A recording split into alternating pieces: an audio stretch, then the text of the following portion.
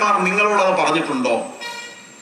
ആ 5 ലക്ഷം ആളുകളെ 22 കൊല്ലമായി അവരുടെ ജന്മഗേഹത്തിൽ നിന്ന് ആട്ടിയോടിക്കപ്പെട്ട അവരെ കുറിച്ച് നിങ്ങളുടെ നേതാക്കന്മാരോ ചാനലുകളോ പത്രങ്ങളോ ആരെങ്കിലും മിണ്ടിയിട്ടുണ്ടോ? എന്തുകൊണ്ടാണ് മിണ്ടാത്തത്? അവരെ ഹിന്ദുക്കളായതുകൊണ്ടാണ് മിണ്ടാത്തത്. മുസാഫർപൂരിൽ നിന്ന് 150 മുസ്ലിങ്ങളെ ആട്ടിയോടിച്ചു എന്ന് പറഞ്ഞ് രാജ്യം മുഴുവനും പ്രചണ്ഡമായ പ്രചരണം നടത്തിയ ആളുകൾ 150 പോയിട്ട് 10 ആളുകളെങ്കിലും അവരുടെ ജന്മഗേഹത്തിൽ നിന്നും നാട്ടിൽ നിന്നും ആട്ടിയോടിച്ചിട്ടുണ്ടെങ്കിൽ അത് തെറ്റാണ് എന്ന് ഞാൻ പറയുന്നു. ഞങ്ങളുടെ സംഘടന അത് പറയുന്നു. അങ്ങനെ ആരെങ്കിലും ആട്ടിയോടിച്ചിട്ടുണ്ടെങ്കിൽ തെറ്റാണ്. അങ്ങനെ പറയാനെങ്കിലും നിങ്ങൾ പാർട്ടിക്കാർ തയ്യാറുണ്ടോ? ഒരു പൊതുയോഗത്തിൽ പറയുമോ? മിണ്ടുമോ? ഒരു പ്രമേയം പാസ്സാക്കുമോ? 5 ലക്ഷം ആളുകളുടെ കാര്യമാണ് പറയുന്നത്. മിണ്ടിയോ? അതുകൊണ്ടാണ് ഒറ്റക്കണ്ണന്മാരാണെന്ന് പറയുന്നത്. നിങ്ങൾക്ക് ഹിന്ദുക്കൾക്ക് എന്ത് പറ്റിയാലും നിങ്ങൾക്ക് പ്രശ്നമില്ല. ഹിന്ദുക്കളെ കൊന്നാലും ഹിന്ദു പെൺകുട്ടികളെ ബലാത്സംഗം ചെയ്താലും അമ്പലങ്ങൾ അടിച്ചു പൊളിച്ചാലും ആരാധനാലയങ്ങൾ നശിപ്പിച്ചാലും നിങ്ങൾക്ക് പ്രശ്നമില്ല. നിങ്ങൾക്ക് ഒറ്റ കണ്ണേ ഉള്ളൂ. ആ ഒറ്റ കണ്ണാണ് പ്രശ്നം. ഇങ്ങനെ ഈ രാജ്യത്തെ മതേതരത്വത്തെ സംരക്ഷിക്കാൻ സാധ്യമല്ല. നിങ്ങൾ മതേതരത്വം എന്ന് നാഴികക്ക് 40 വട്ടം പറഞ്ഞിട്ട് ഹിന്ദുക്കളെ പീഡിപ്പിക്കാനും ആക്ഷേപിക്കാനും അപമാനിക്കാനും ഇല്ലാതാക്കാനും വേണ്ടിയാണ് ആ മതേതരത്വത്തെ ഉപയോഗിക്കുന്നതെങ്കിൽ ആ മതേതരത്വം ഇന്ത്യൻ ഭരണഘടന രൂപീകരിക്കുമ്പോൾ എഴുതി ചേർക്കാത്ത മതേതരത്വം. അംബേദ്കർ ഇന്ത്യൻ ഭരണഘടനയിൽ മതേതരത്വം ഒന്നും എഴുതി വെച്ചിട്ടില്ല. ഭരണഘടനാ നിർമ്മാണ സഭയിൽ 3 കൊല്ലം ചർച്ച ചെയ്തിട്ട് ഭരണഘടനയിൽ മതേതരത്വം എന്ന് എഴുതി വെക്കണമെന്ന് അന്ന് തീരുമാനമായിട്ടില്ല. മതേതരത്വം എന്ന് എഴുതി വെച്ചത് ഇന്ത്യൻ ഭരണഘടനയിൽ എഴുതി വെച്ചത് ഇന്ദിരാഗാന്ധി അടിയന്തരാവസ്ഥ പ്രഖ്യാപിച്ച അർദ്ധ ഫാസിസ്റ്റ് വാഴ്ചയിൽ ഇവിടത്തെ ജനാധിപത്യവാദികളെയും ദേശീയവാദികളെയും പ്രതിപക്ഷ നേതാക്കളെയും എല്ലാം ഇരുട്ടറയിൽ തളച്ച ഇരുണ്ട രാത്രിയിലാണ് ഭരണഘടനയിൽ അവിഹിതമായി ഭരണഘടനയിൽ മതേതരത്വം എന്ന് എഴുതി വെച്ചത്. എന്ന് വെച്ച് നമ്മളാരും അതിനെ നിഷേധിക്കാനും തള്ളിക്കളയാനും ഒന്നും പോയിട്ടില്ല. പക്ഷെ പ്രശ്നം മതേതരത്വം എന്ന് പറഞ്ഞാൽ ഒരു കൂട്ടരെ കൊല്ലാനും ഇല്ലാതാക്കാനും വേണ്ടി മാത്രമാണ് മതേതരത്വമെങ്കിൽ അത് അംഗീകരിക്കാൻ സാധ്യമല്ല. അതാണ് പ്രശ്നം. ഈ രാജ്യം എല്ലാവരുടേതാണ് എന്ന് പറയുന്നു. ഇപ്പൊ ഇവരെന്താ പറയുന്നത്? എല്ലാത്തിനും മോഡിയും അമിത്ഷായുടെ ഒരു ഉത്തരവാദിത്വം. നിങ്ങൾ നുണയന്മാരാണ്, കള്ളന്മാരാണ്. നിങ്ങൾ പ്രചരിപ്പിക്കുന്ന പച്ച നുണയാണ്. ഞാൻ മിനിഞ്ഞാന്ന് തീവണ്ടി യാത്രക്കിടയിൽ തലശ്ശേരിയിൽ നിന്ന് തളിപ്പറമ്പിലെ ഒരു പൊതുയോഗം കഴിഞ്ഞ് തീവണ്ടിയിൽ ഉണ്ടായിരുന്ന ഒരു MP-യുമായി സംസാരിച്ചു. കേരളത്തിലെ MP-യാണ്. ഞാൻ സുജന മര്യാദ കൊണ്ട് അദ്ദേഹത്തിന്റെ പേര് പറയുന്നില്ല. ഞങ്ങൾ വ്യക്തിപരമായി സംസാരിച്ച കാര്യമാണല്ലോ. സംസാരിച്ച വ്യക്തിപരമായ കാര്യങ്ങളും അദ്ദേഹം സമ്മതിച്ച കാര്യങ്ങളൊന്നും ഞാൻ പറയുന്നില്ല. പക്ഷെ തലശ്ശേരി മുതൽ സംസാരിച്ചിട്ട് കൊയിലാണ്ടി വരെ അദ്ദേഹം പറഞ്ഞതിൽ നിന്ന് നമുക്ക് മനസ്സിലായ ഒരു കാര്യം, അദ്ദേഹത്തിന് ഇതിനെ പറ്റി ഒരു ചുക്കും ചുണ്ണാൻ പറയില്ല. ഒരു MP-ന്റെ കാര്യം പറയുന്നത്. അദ്ദേഹം CA എന്ന് പറയുമ്പം പൗരത്വ നിയമത്തെ കുറിച്ച് പറയുമ്പോൾ പൗരത്വ രജിസ്റ്ററിനെ കുറിച്ചാണ് പറയുന്നത്. ഇതാണ് പ്രശ്നം. നിങ്ങൾ ഏതിനെ കുറിച്ചാണ് സംസാരിക്കുന്നത്?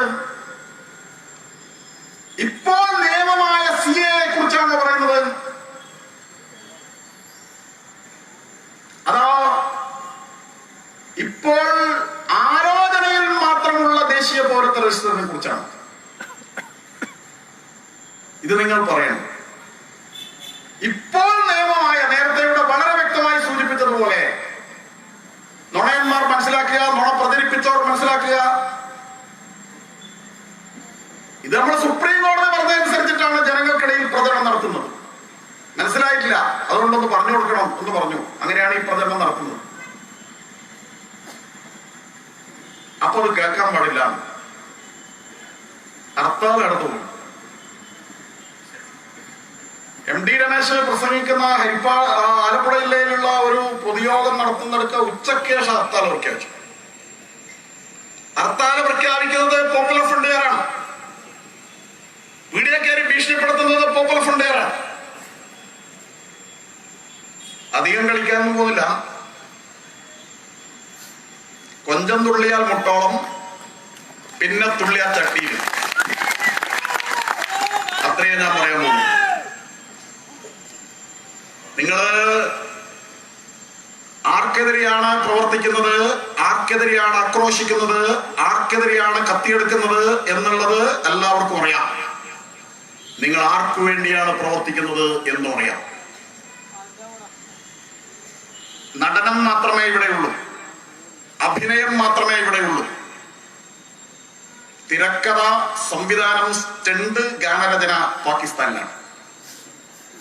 ഇവിടുന്ന് കളിക്കുന്നതേ ഉള്ളൂ.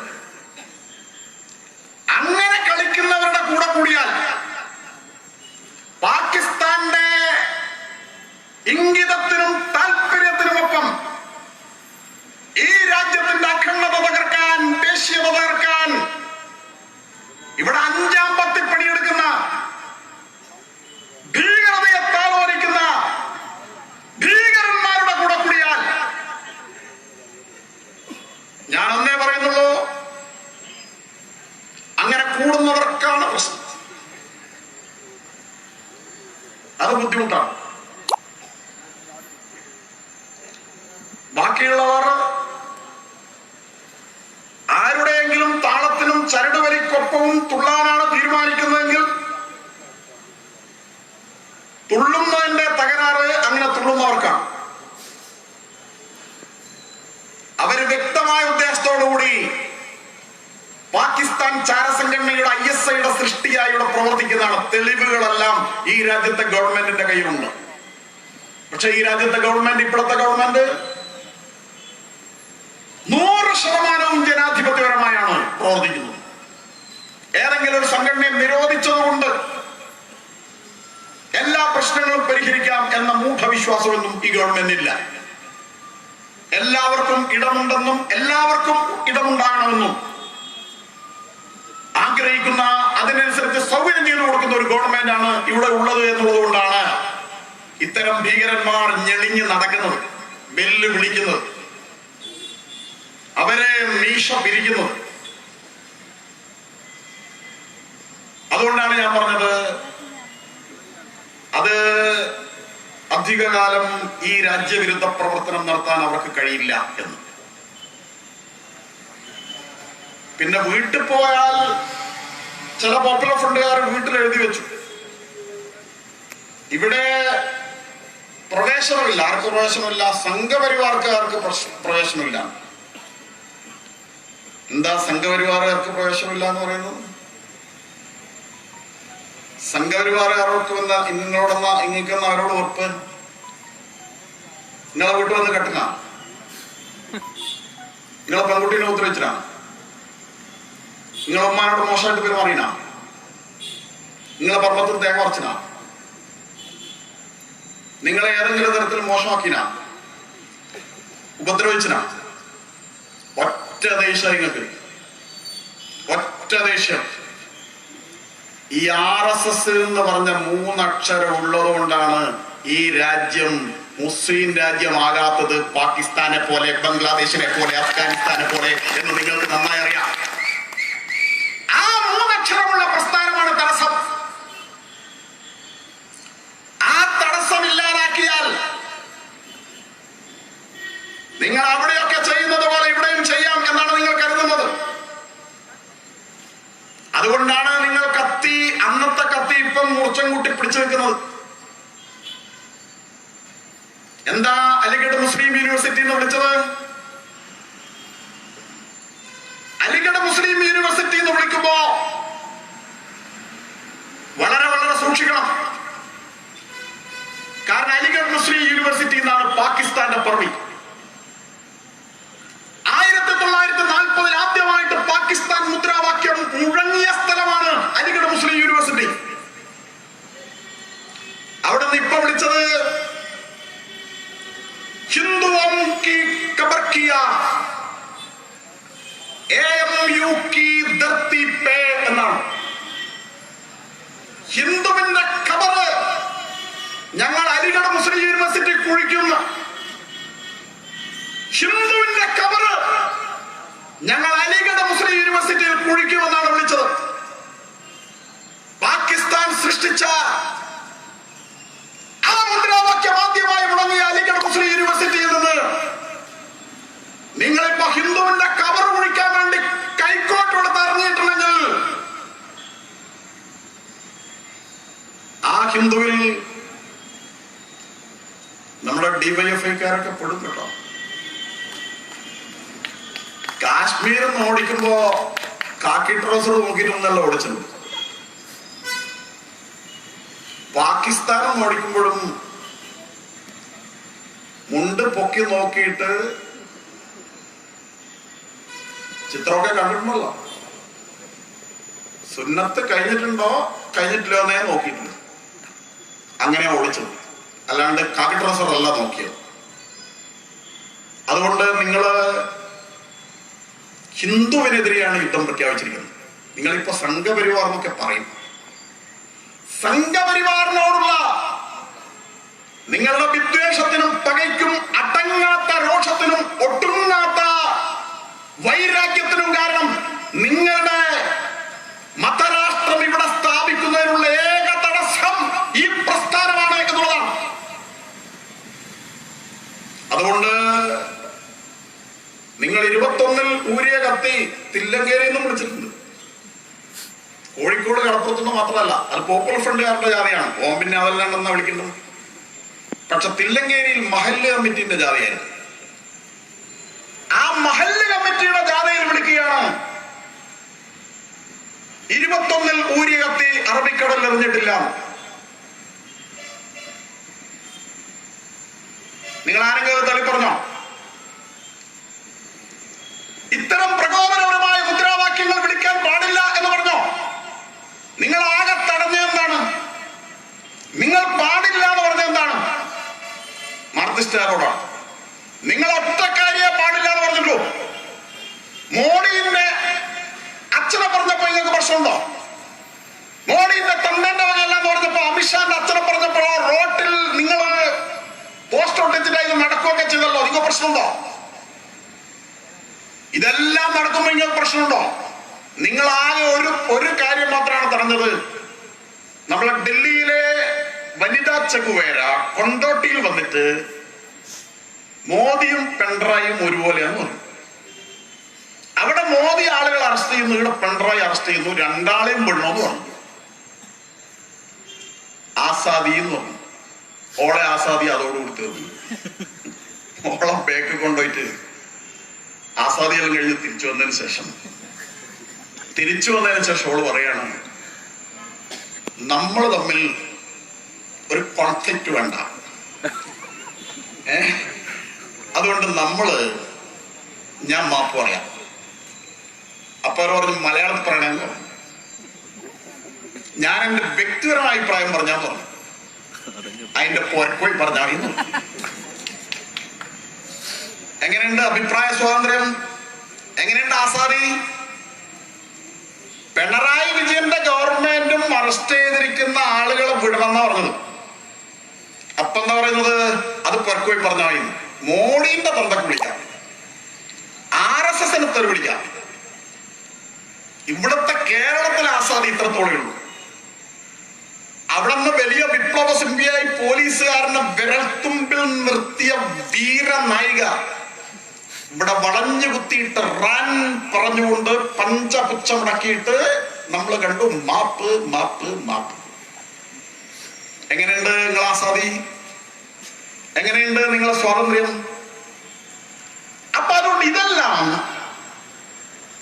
വീട്ടിൽ എഴുതി വെച്ചിരിക്കുകയാണ്. സംഘപരിവാറുകാർക്ക് പ്രവേശനമില്ല. അത് നിങ്ങൾക്ക് പറയാനുള്ള അധികാരം നിങ്ങൾക്കുണ്ട്.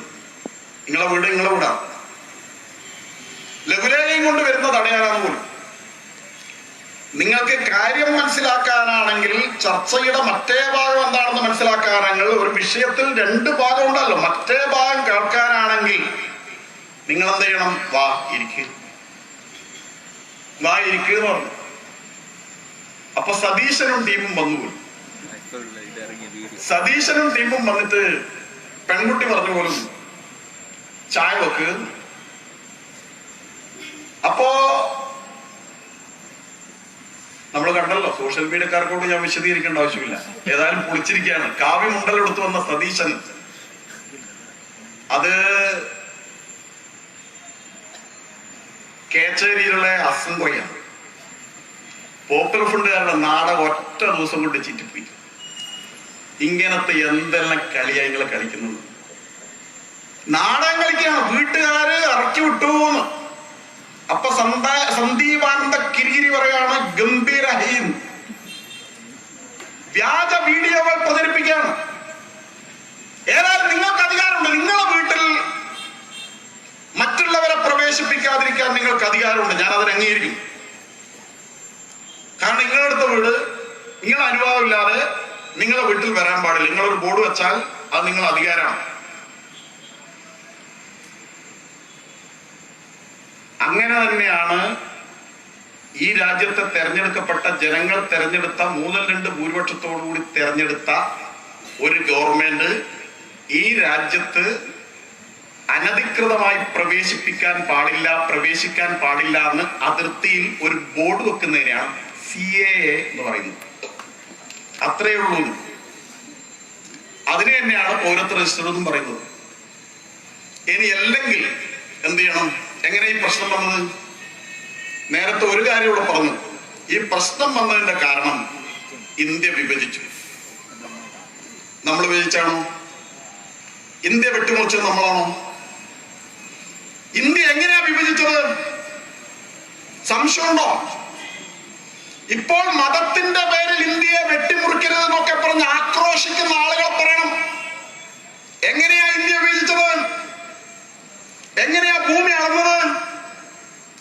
ഡൽഹിയിൽ ലാരി കോളിൻസിന്റെയും ഡൊമിനിക് ലാപ്പിയറുടെയും ഫ്രീഡം അറ്റ് മിഡ്നൈറ്റ് എന്ന് പറയുന്ന ഗ്രന്ഥത്തിൽ വളരെ വ്യക്തമായി പറയുന്നുണ്ട് ആ 3 ദിവസം അവിടെ നടന്നത് എന്താണ്. മൗണ്ട് ബാറ്റൻ നടുക്കിരുന്നിരിക്കുന്നു, ജിന്നയും നെഹ്റു അപ്പുറം ഇപ്പുറം ഇരുന്നിരിക്കുന്നു, അവരുടെ ഉപജാപകന്മാർ അപ്പുറം ഇപ്പുറം ഇരുന്നിരിക്കുന്നു. വലിയ മേശപ്പുറത്ത് വലിയ ഇന്ത്യയുടെ ഒരു ഭൂപടമുണ്ട്, അവിഭക്ത ഭാരതത്തിന്റെ ഭൂപടം. അവിടുന്ന് മൗണ്ട് ബാറ്റൻ ഒരു ചുവന്ന മഷിയുണ്ട്, ആ ഭൂപടത്തിൽ ഇങ്ങനെ വരക്കുകയാണ്. അപ്പൊ വരക്കുമ്പോ വലത്തോട്ട് നീങ്ങുമ്പോ നെഹ്റുവും ഇടത്തോട്ട് നീങ്ങുമ്പോ ജിന്നയൊക്കെ തർക്കം പറയാണ്, അങ്ങോട്ട് വേണ്ട ഇങ്ങോട്ട് വേണ്ട എന്നൊക്കെ. അങ്ങനെ ഒരറ്റത്ത് നിന്ന് ആ വര വരച്ച് 3-ാമത്തെ ദിവസമാണ് ഇങ്ങേ ഭാഗത്തേക്ക് എത്തുന്നത്. ആ വര വരച്ചത് മതത്തിന്റെ അടിസ്ഥാനത്തിലാണ് വരച്ചത്. ജിന്നയും ലീഗും അന്ന് ആവശ്യപ്പെട്ടത് ഇന്ത്യയിൽ എത്ര മുസ്ലിങ്ങൾ ഉണ്ടോ അത്രയും മുസ്ലിങ്ങൾക്ക് ആനുപാതികമായ ഭൂമി പാകിസ്ഥാന് ഞങ്ങൾക്ക് വേണം. അതായിരുന്നു വാദം. അന്നത്തെ ഇന്ത്യയിൽ 1/3 മുസ്ലിങ്ങളായിരുന്നു, പാകിസ്ഥാനും ബംഗ്ലാദേശും ഉൾപ്പെടെ. അതുകൊണ്ട് അവർ പറഞ്ഞത് മുസ്ലിങ്ങൾ എത്ര എണ്ണമുണ്ടോ അത്രയും ഭൂമി ഞങ്ങൾക്ക് പാകിസ്ഥാൻ വേണം. അങ്ങനെ അന്നത്തെ അവിഭക്ത ഇന്ത്യയുടെ 1/3 ഭൂമിയാണ് പാകിസ്ഥാനായി കൊടുത്തത്. ഇന്ത്യയിൽ പോകാതെ നിന്ന 3 കോടി മുസ്ലിങ്ങളുടെ തലയെണ്ണിയിട്ട് മണ്ണ് വാങ്ങിയിട്ടുണ്ടാക്കിയ രാജ്യത്തിന്റെ പേരാണ് പാകിസ്ഥാൻ. മനസ്സിലായോ? മുഴുവൻ മുസ്ലിങ്ങളുടെയും എണ്ണം, ആ എണ്ണത്തിന്റെ പേരിലാണ് ഭൂമി വാങ്ങിയത്. ആ എണ്ണത്തിന്റെ പേരിലാണ് പാകിസ്ഥാൻ ഉണ്ടാക്കിയത്. അതിനനുസരിച്ചിട്ടുള്ള തുകയും വാങ്ങിയിട്ടുണ്ട്. നമ്മുടെ രാജ്യത്തിന്റെ ധനം അതിന് 50 കോടി രൂപ പറഞ്ഞു പോയി എന്ന് പറഞ്ഞിട്ടാണ് ഗാന്ധിജി സത്യാഗ്രഹം നടത്തിയിട്ട് ആ 50 കോടി കൂടി ഒളിപ്പിച്ചത്. മുസ്ലിങ്ങളുടെ തലയെണ്ണ ഇട്ടാണ് പൈസ മേടിച്ചത്. ആ പേന കൊണ്ടിങ്ങനെ വരക്കുമ്പോ അപ്പുറത്തായിപ്പോയ ആളെല്ലാം പാകിസ്ഥാനികളായി. അവിടെയുള്ള രാമനോടും കോമനോടും ജോസഫിനോടൊന്നും ചോദിച്ചിട്ടല്ല, അവരുടെ അഭിപ്രായം ചോദിച്ചിട്ടല്ല അവരെ അപ്പുറത്താക്കിയത്. ഡൽഹിയിലെ രാഷ്ട്രീയ തമ്പുരാക്കന്മാർക്ക് അധികാര സിംഹാസനമേറാനുള്ള ധൃതി കൊണ്ട് അവർ ഈ രാജ്യത്തെ ഓഹരി വെച്ചപ്പോൾ, മതത്തിന്റെ പേരിൽ ഓഹരി വെച്ചപ്പോൾ, ഇരുട്ടി വെളുക്കുന്നതിന് മുമ്പ് അവർ പിറന്ന നാടിനപ്പുറത്തേക്കായി പോയത്, പാകിസ്ഥാനിലായി പോയത്, അവരുടെ ഇഷ്ടത്തിനെതിരായിട്ട് ആ രാജ്യത്തിൽ പെട്ടുപോയത് അവരുടെ കുറ്റമാണോ? പാകിസ്ഥാനിൽ പെട്ടുപോയ ന്യൂനപക്ഷങ്ങൾ അവരെന്ത് തെറ്റ് ചെയ്തിട്ടാണ് അപ്പുറത്ത്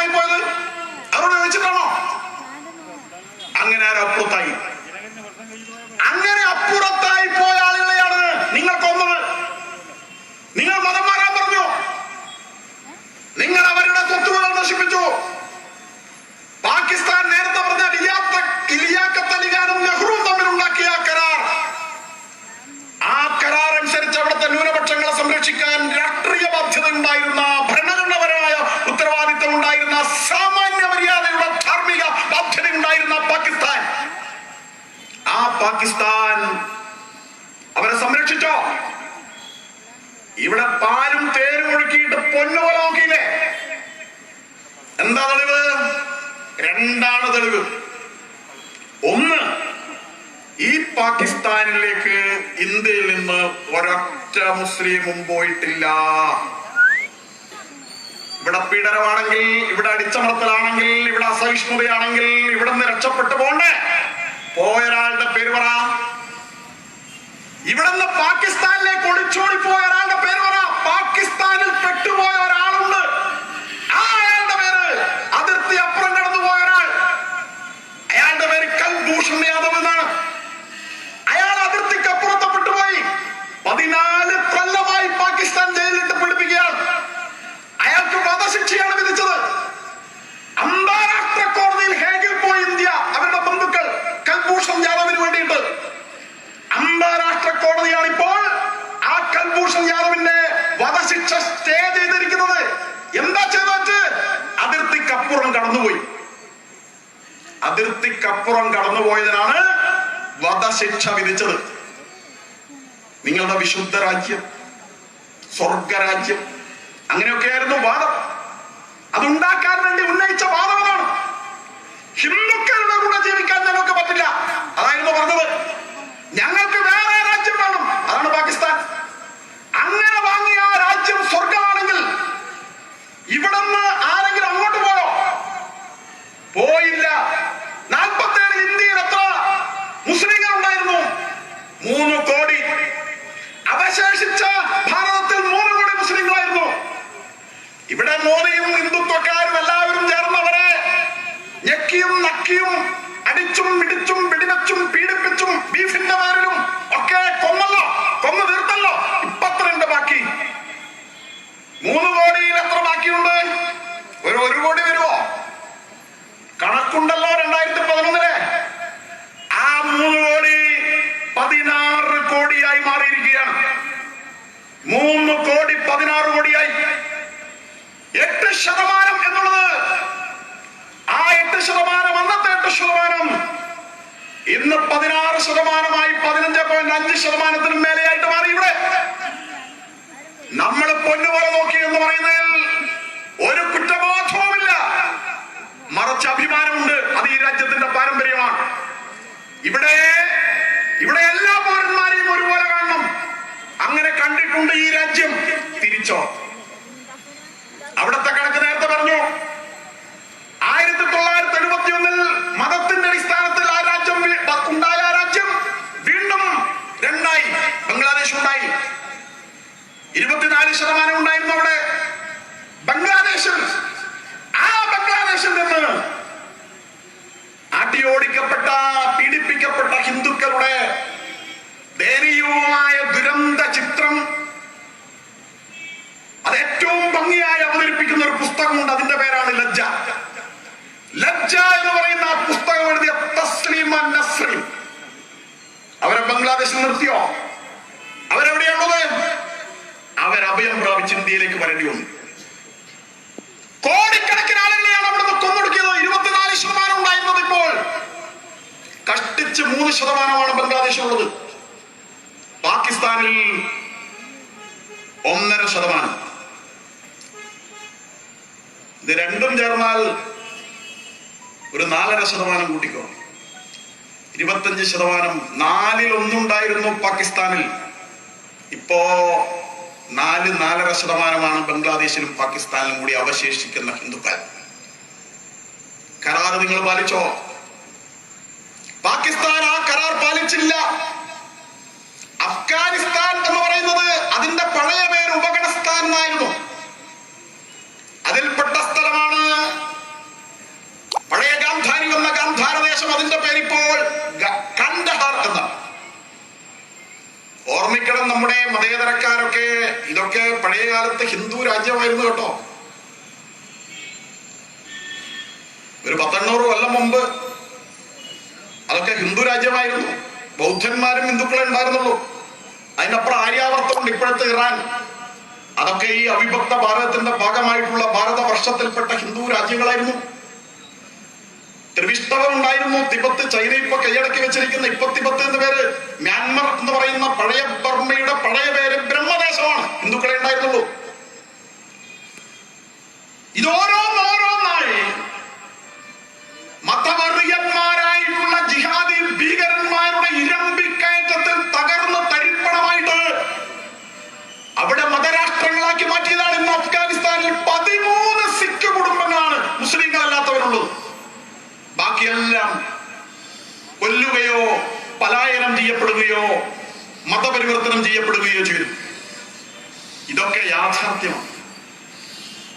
അപ്പൊ അതുകൊണ്ട് നിങ്ങൾ പാകിസ്ഥാൻ അന്നുണ്ടാക്കിയ കരാർ അനുസരിച്ച് അവിടുത്തെ ന്യൂനപക്ഷങ്ങളെ രക്ഷിക്കാത്തതുകൊണ്ട്, അവരെ ഭരണകൂടം തന്നെ കൊന്നൊടുക്കിയതുകൊണ്ട്, ഭരണകൂട ഭീകരത എന്നൊക്കെ നമ്മൾ കേട്ടിട്ടുണ്ടല്ലോ, കൊന്നൊടുക്കിയതുകൊണ്ട് ബാക്കിയുള്ള ആളുകൾ പ്രാണനും കൊണ്ട് രക്ഷപ്പെട്ടതാണ്. നമ്മളാരും നമ്മുടെ ഒരു വീട് വിട്ട്, സ്ഥലം വിട്ട്, നാട് വിട്ട് ഒരു വക പറ്റുമെങ്കിൽ ഓടുവോ? രക്ഷപ്പെടുവോ? അതൊക്കെ അവിടെ കിടക്കുന്നുണ്ടല്ലോ. അതൊക്കെ ജിഹാദികളുടെ കയ്യിലാണല്ലോ. ഇവരുടെ ആപ്പിൾ തോട്ടവും ഇവരുടെ കൃഷിസ്ഥലവും ഇവരുടെ വീടും ഇവരുടെ കച്ചവട സ്ഥാപനമൊക്കെ ജിഹാദികളുടെ കയ്യിലാണുള്ളത്. അവിടെ നിന്ന് അവരെ മരിക്കാതിരിക്കാൻ വേണ്ടിയിട്ടും മതം മാറാതിരിക്കാൻ വേണ്ടിയും ധർമ്മത്തെയും ജീവനെയും രക്ഷിക്കാൻ വേണ്ടി അവിടെ നിന്ന് ഓടി രക്ഷപ്പെട്ട് ഇങ്ങോട്ട് വന്നു. അങ്ങനെ വന്ന് ഇവിടെ കഴിയുകയാണ്. അപ്പോഴാണ് ഇവർ പറയുന്നത്, മതത്തിന്റെ അടിസ്ഥാനത്തിൽ മതക്കാരുടെ എണ്ണം പറഞ്ഞിട്ട് രാജ്യം പിടിച്ചു വാങ്ങിയ ആളുകൾ, മതത്തിന്റെ അടിസ്ഥാനത്തിൽ രാജ്യം വിഭജിച്ച ആളുകളാണ് പറയുന്നത് കോൺഗ്രസ്സുകാർ. അവർക്ക് പിന്നെ ചരിത്രവും ചരിത്രബോധവും പഴയകാല രേഖകളൊന്നും അവർക്കുണ്ടാവില്ല. പക്ഷെ കമ്മ്യൂണിസ്റ്റുകാർക്ക് അവരുടെ കയ്യിൽ പഴയ രേഖയൊന്നുമില്ലേ? ആ രേഖയിൽ വളരെ വ്യക്തമായിട്ട് പറയുന്നുണ്ടല്ലോ. അവര് പറഞ്ഞത് പാകിസ്ഥാൻ കൊടുക്കണമെന്ന് മുസ്ലിം ലീഗ് പറഞ്ഞപ്പോ ആദ്യമായി ഇതിനെ സംബന്ധിച്ചിട്ട് മതത്തിന്റെ അടിസ്ഥാനത്തിൽ മുസ്ലിങ്ങൾക്ക് പാകിസ്ഥാൻ കൊടുക്കണമെന്ന് ആരാ പറഞ്ഞത്? കമ്മ്യൂണിസ്റ്റ് പാർട്ടിയാ പറഞ്ഞത്. അന്ന് അവര് സിഖുകാരോട് പറഞ്ഞു, തമാശ നോക്കണേ, അവരാവശ്യപ്പെട്ടില്ല, സിഖുകാരോട് പറഞ്ഞു ഇത് പറ്റിയ അവസരമാണ്, നിങ്ങൾക്ക് നിങ്ങളുടെ രാജ്യം വേണമെങ്കിൽ ഇപ്പോൾ ചോദിച്ചു വാങ്ങാവുന്നതാണ്. സിഖുകാരോട് വേറൊരു രാജ്യം വാങ്ങിക്കോ. 16 രാജ്യങ്ങൾ ചേർന്നതാണ്, രാഷ്ട്രങ്ങൾ ചേർന്നാണ് ഇന്ത്യ എന്നാണ് കമ്മ്യൂണിസ്റ്റ് പാർട്ടിയുടെ പ്രമേയം. ഓരോരുത്തരും മാസാന്ന് പറഞ്ഞ് പോയിക്കോന്നാണ്. ചിഹ്ന ഭിന്നമാക്കാരായിരുന്നു അവർ പറഞ്ഞത്. മതത്തിന്റെ അടിസ്ഥാനത്തിൽ മുസ്ലിങ്ങളോട് പാകിസ്ഥാൻ വാങ്ങാൻ, സിഖുകാരോട് ഖലിസ്ഥാൻ വാങ്ങാൻ, അങ്ങനെ മതത്തിന്റെ അടിസ്ഥാനത്തിൽ ഇന്ത്യ വിഭജിക്കാൻ പറഞ്ഞ കമ്മ്യൂണിസ്റ്റുകാർ ഇപ്പൊ പറയുകയാണ് നിങ്ങൾ മതത്തിന്റെ അടിസ്ഥാനത്തിൽ രാജ്യത്തെ വെട്ടിമുറിക്കുകയാണ് എന്ന്. എന്തു നുണയാ നിങ്ങൾ പറയുന്നത്? നിങ്ങൾ എന്തൊരു ആത്മവഞ്ചനയാണ് നടത്തുന്നത്? അങ്ങനെ ഇവർ മതത്തിന്റെ അടിസ്ഥാനത്തിൽ രാജ്യത്തെ വെട്ടിമുറിച്ച ആളുകൾ, ആ ആളുകൾ അവിടെ നിന്ന് അഭയാർത്ഥികളായി വന്ന ആളുകളോട് അവർക്ക് പൗരത്വം കൊടുക്കാൻ പാടില്ല എന്നാണ് പറയുന്നത്. അവർ പറയുന്നത് എവിടെ നിന്ന് വന്നവരായാലും ഇവിടെ കയറ്റണം. ശരി, ഏടുന്ന് വന്നവരായാലും കയറ്റണം എന്നാണല്ലോ നിങ്ങൾ പറയുന്നത്. കോൺഗ്രസ്സുകാർ അങ്ങനെയാണല്ലോ പറയുന്നത്. ഞാൻ അവരോടൊരു ചോദ്യം, അങ്ങനെയാണെങ്കിൽ നിങ്ങൾക്ക് ഭരണഘടന ഉണ്ടാക്കുമ്പോഴും പിന്നെ നിയമം ഉണ്ടാക്കുമ്പോഴും ഏടുന്ന് വരുന്നെങ്കിലും കയറ്റണം എന്ന് പറഞ്ഞാൽ പോരെയോ? നിങ്ങളെന്തിനാ പാകിസ്ഥാനിൽ നിന്ന് വരുന്നവർക്കും ബംഗ്ലാദേശ് വരുന്നവർക്കും പാസ്പോർട്ടും വിസയിലും വേണമെന്ന് പറഞ്ഞത്? അതല്ലേ ഈ പ്രശ്നം? അത് അമിത്ഷാ ഉണ്ടാക്കുകയാണോ? അത് നരേന്ദ്രമോദി ഉണ്ടാക്കിയാണോ? എവിടെ നിങ്ങൾ ഉണ്ടാക്കിയതല്ലേ? ഈ 1955 പൗരത്വ നിയമം 55 ആരാ ഭരിക്കുന്നത്? കോൺഗ്രസ് അല്ലേ? ആ കോൺഗ്രസ് അല്ല 51 മുതൽ 1976 മാർച്ച് മാസം 25 വരെ ജനിച്ച, ഇന്ത്യയിൽ ജനിച്ച മാതാപിതാക്കൾ ഉള്ളവർക്ക് ഇന്ത്യൻ പൗരന്മാരാകാമെന്നും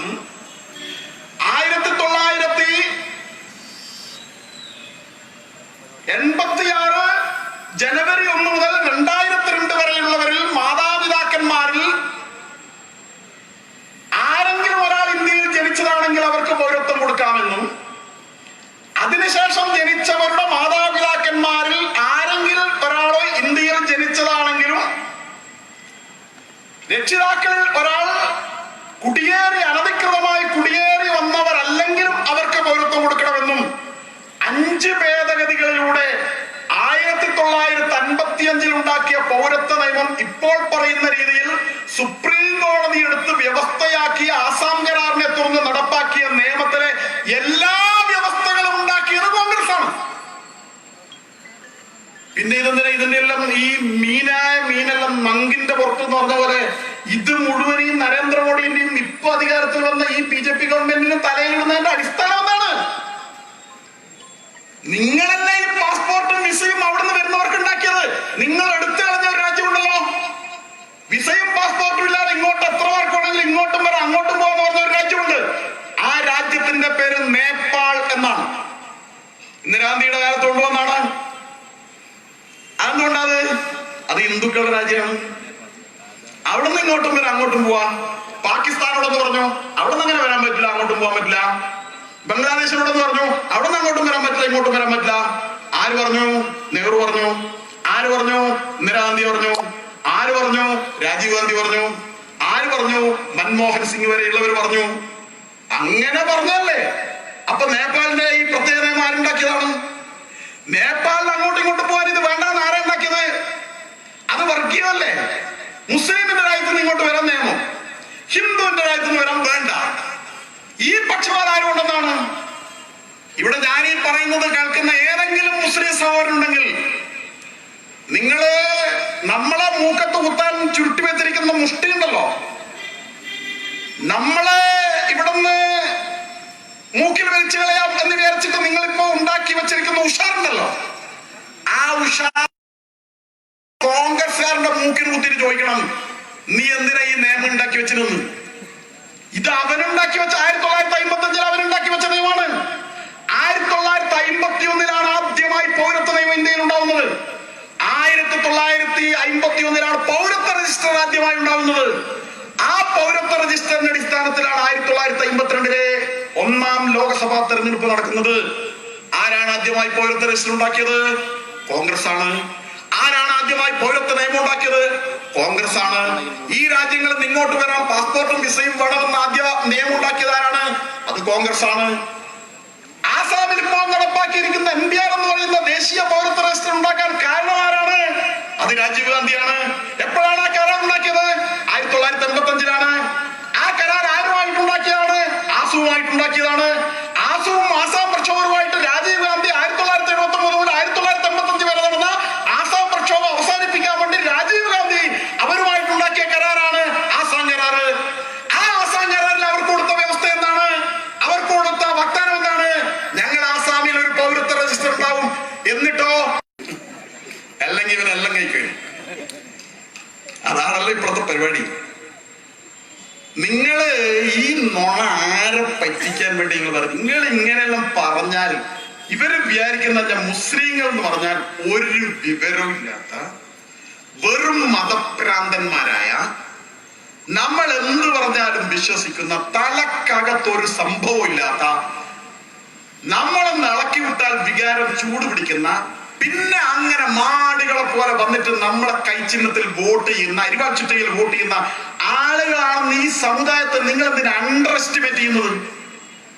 നിങ്ങൾ എന്തിനാ ഇങ്ങനെ ആക്ഷേപിക്കുന്നത് ആ സമുദായത്തെ? മുസ്ലിം സമുദായം ചോദിക്കേണ്ട ഒരു ചോദ്യമുണ്ട്. ആരാണ് ആദ്യമായി ആസാമിൽ തടങ്കൽ പാളയം ഉണ്ടാക്കിയത്?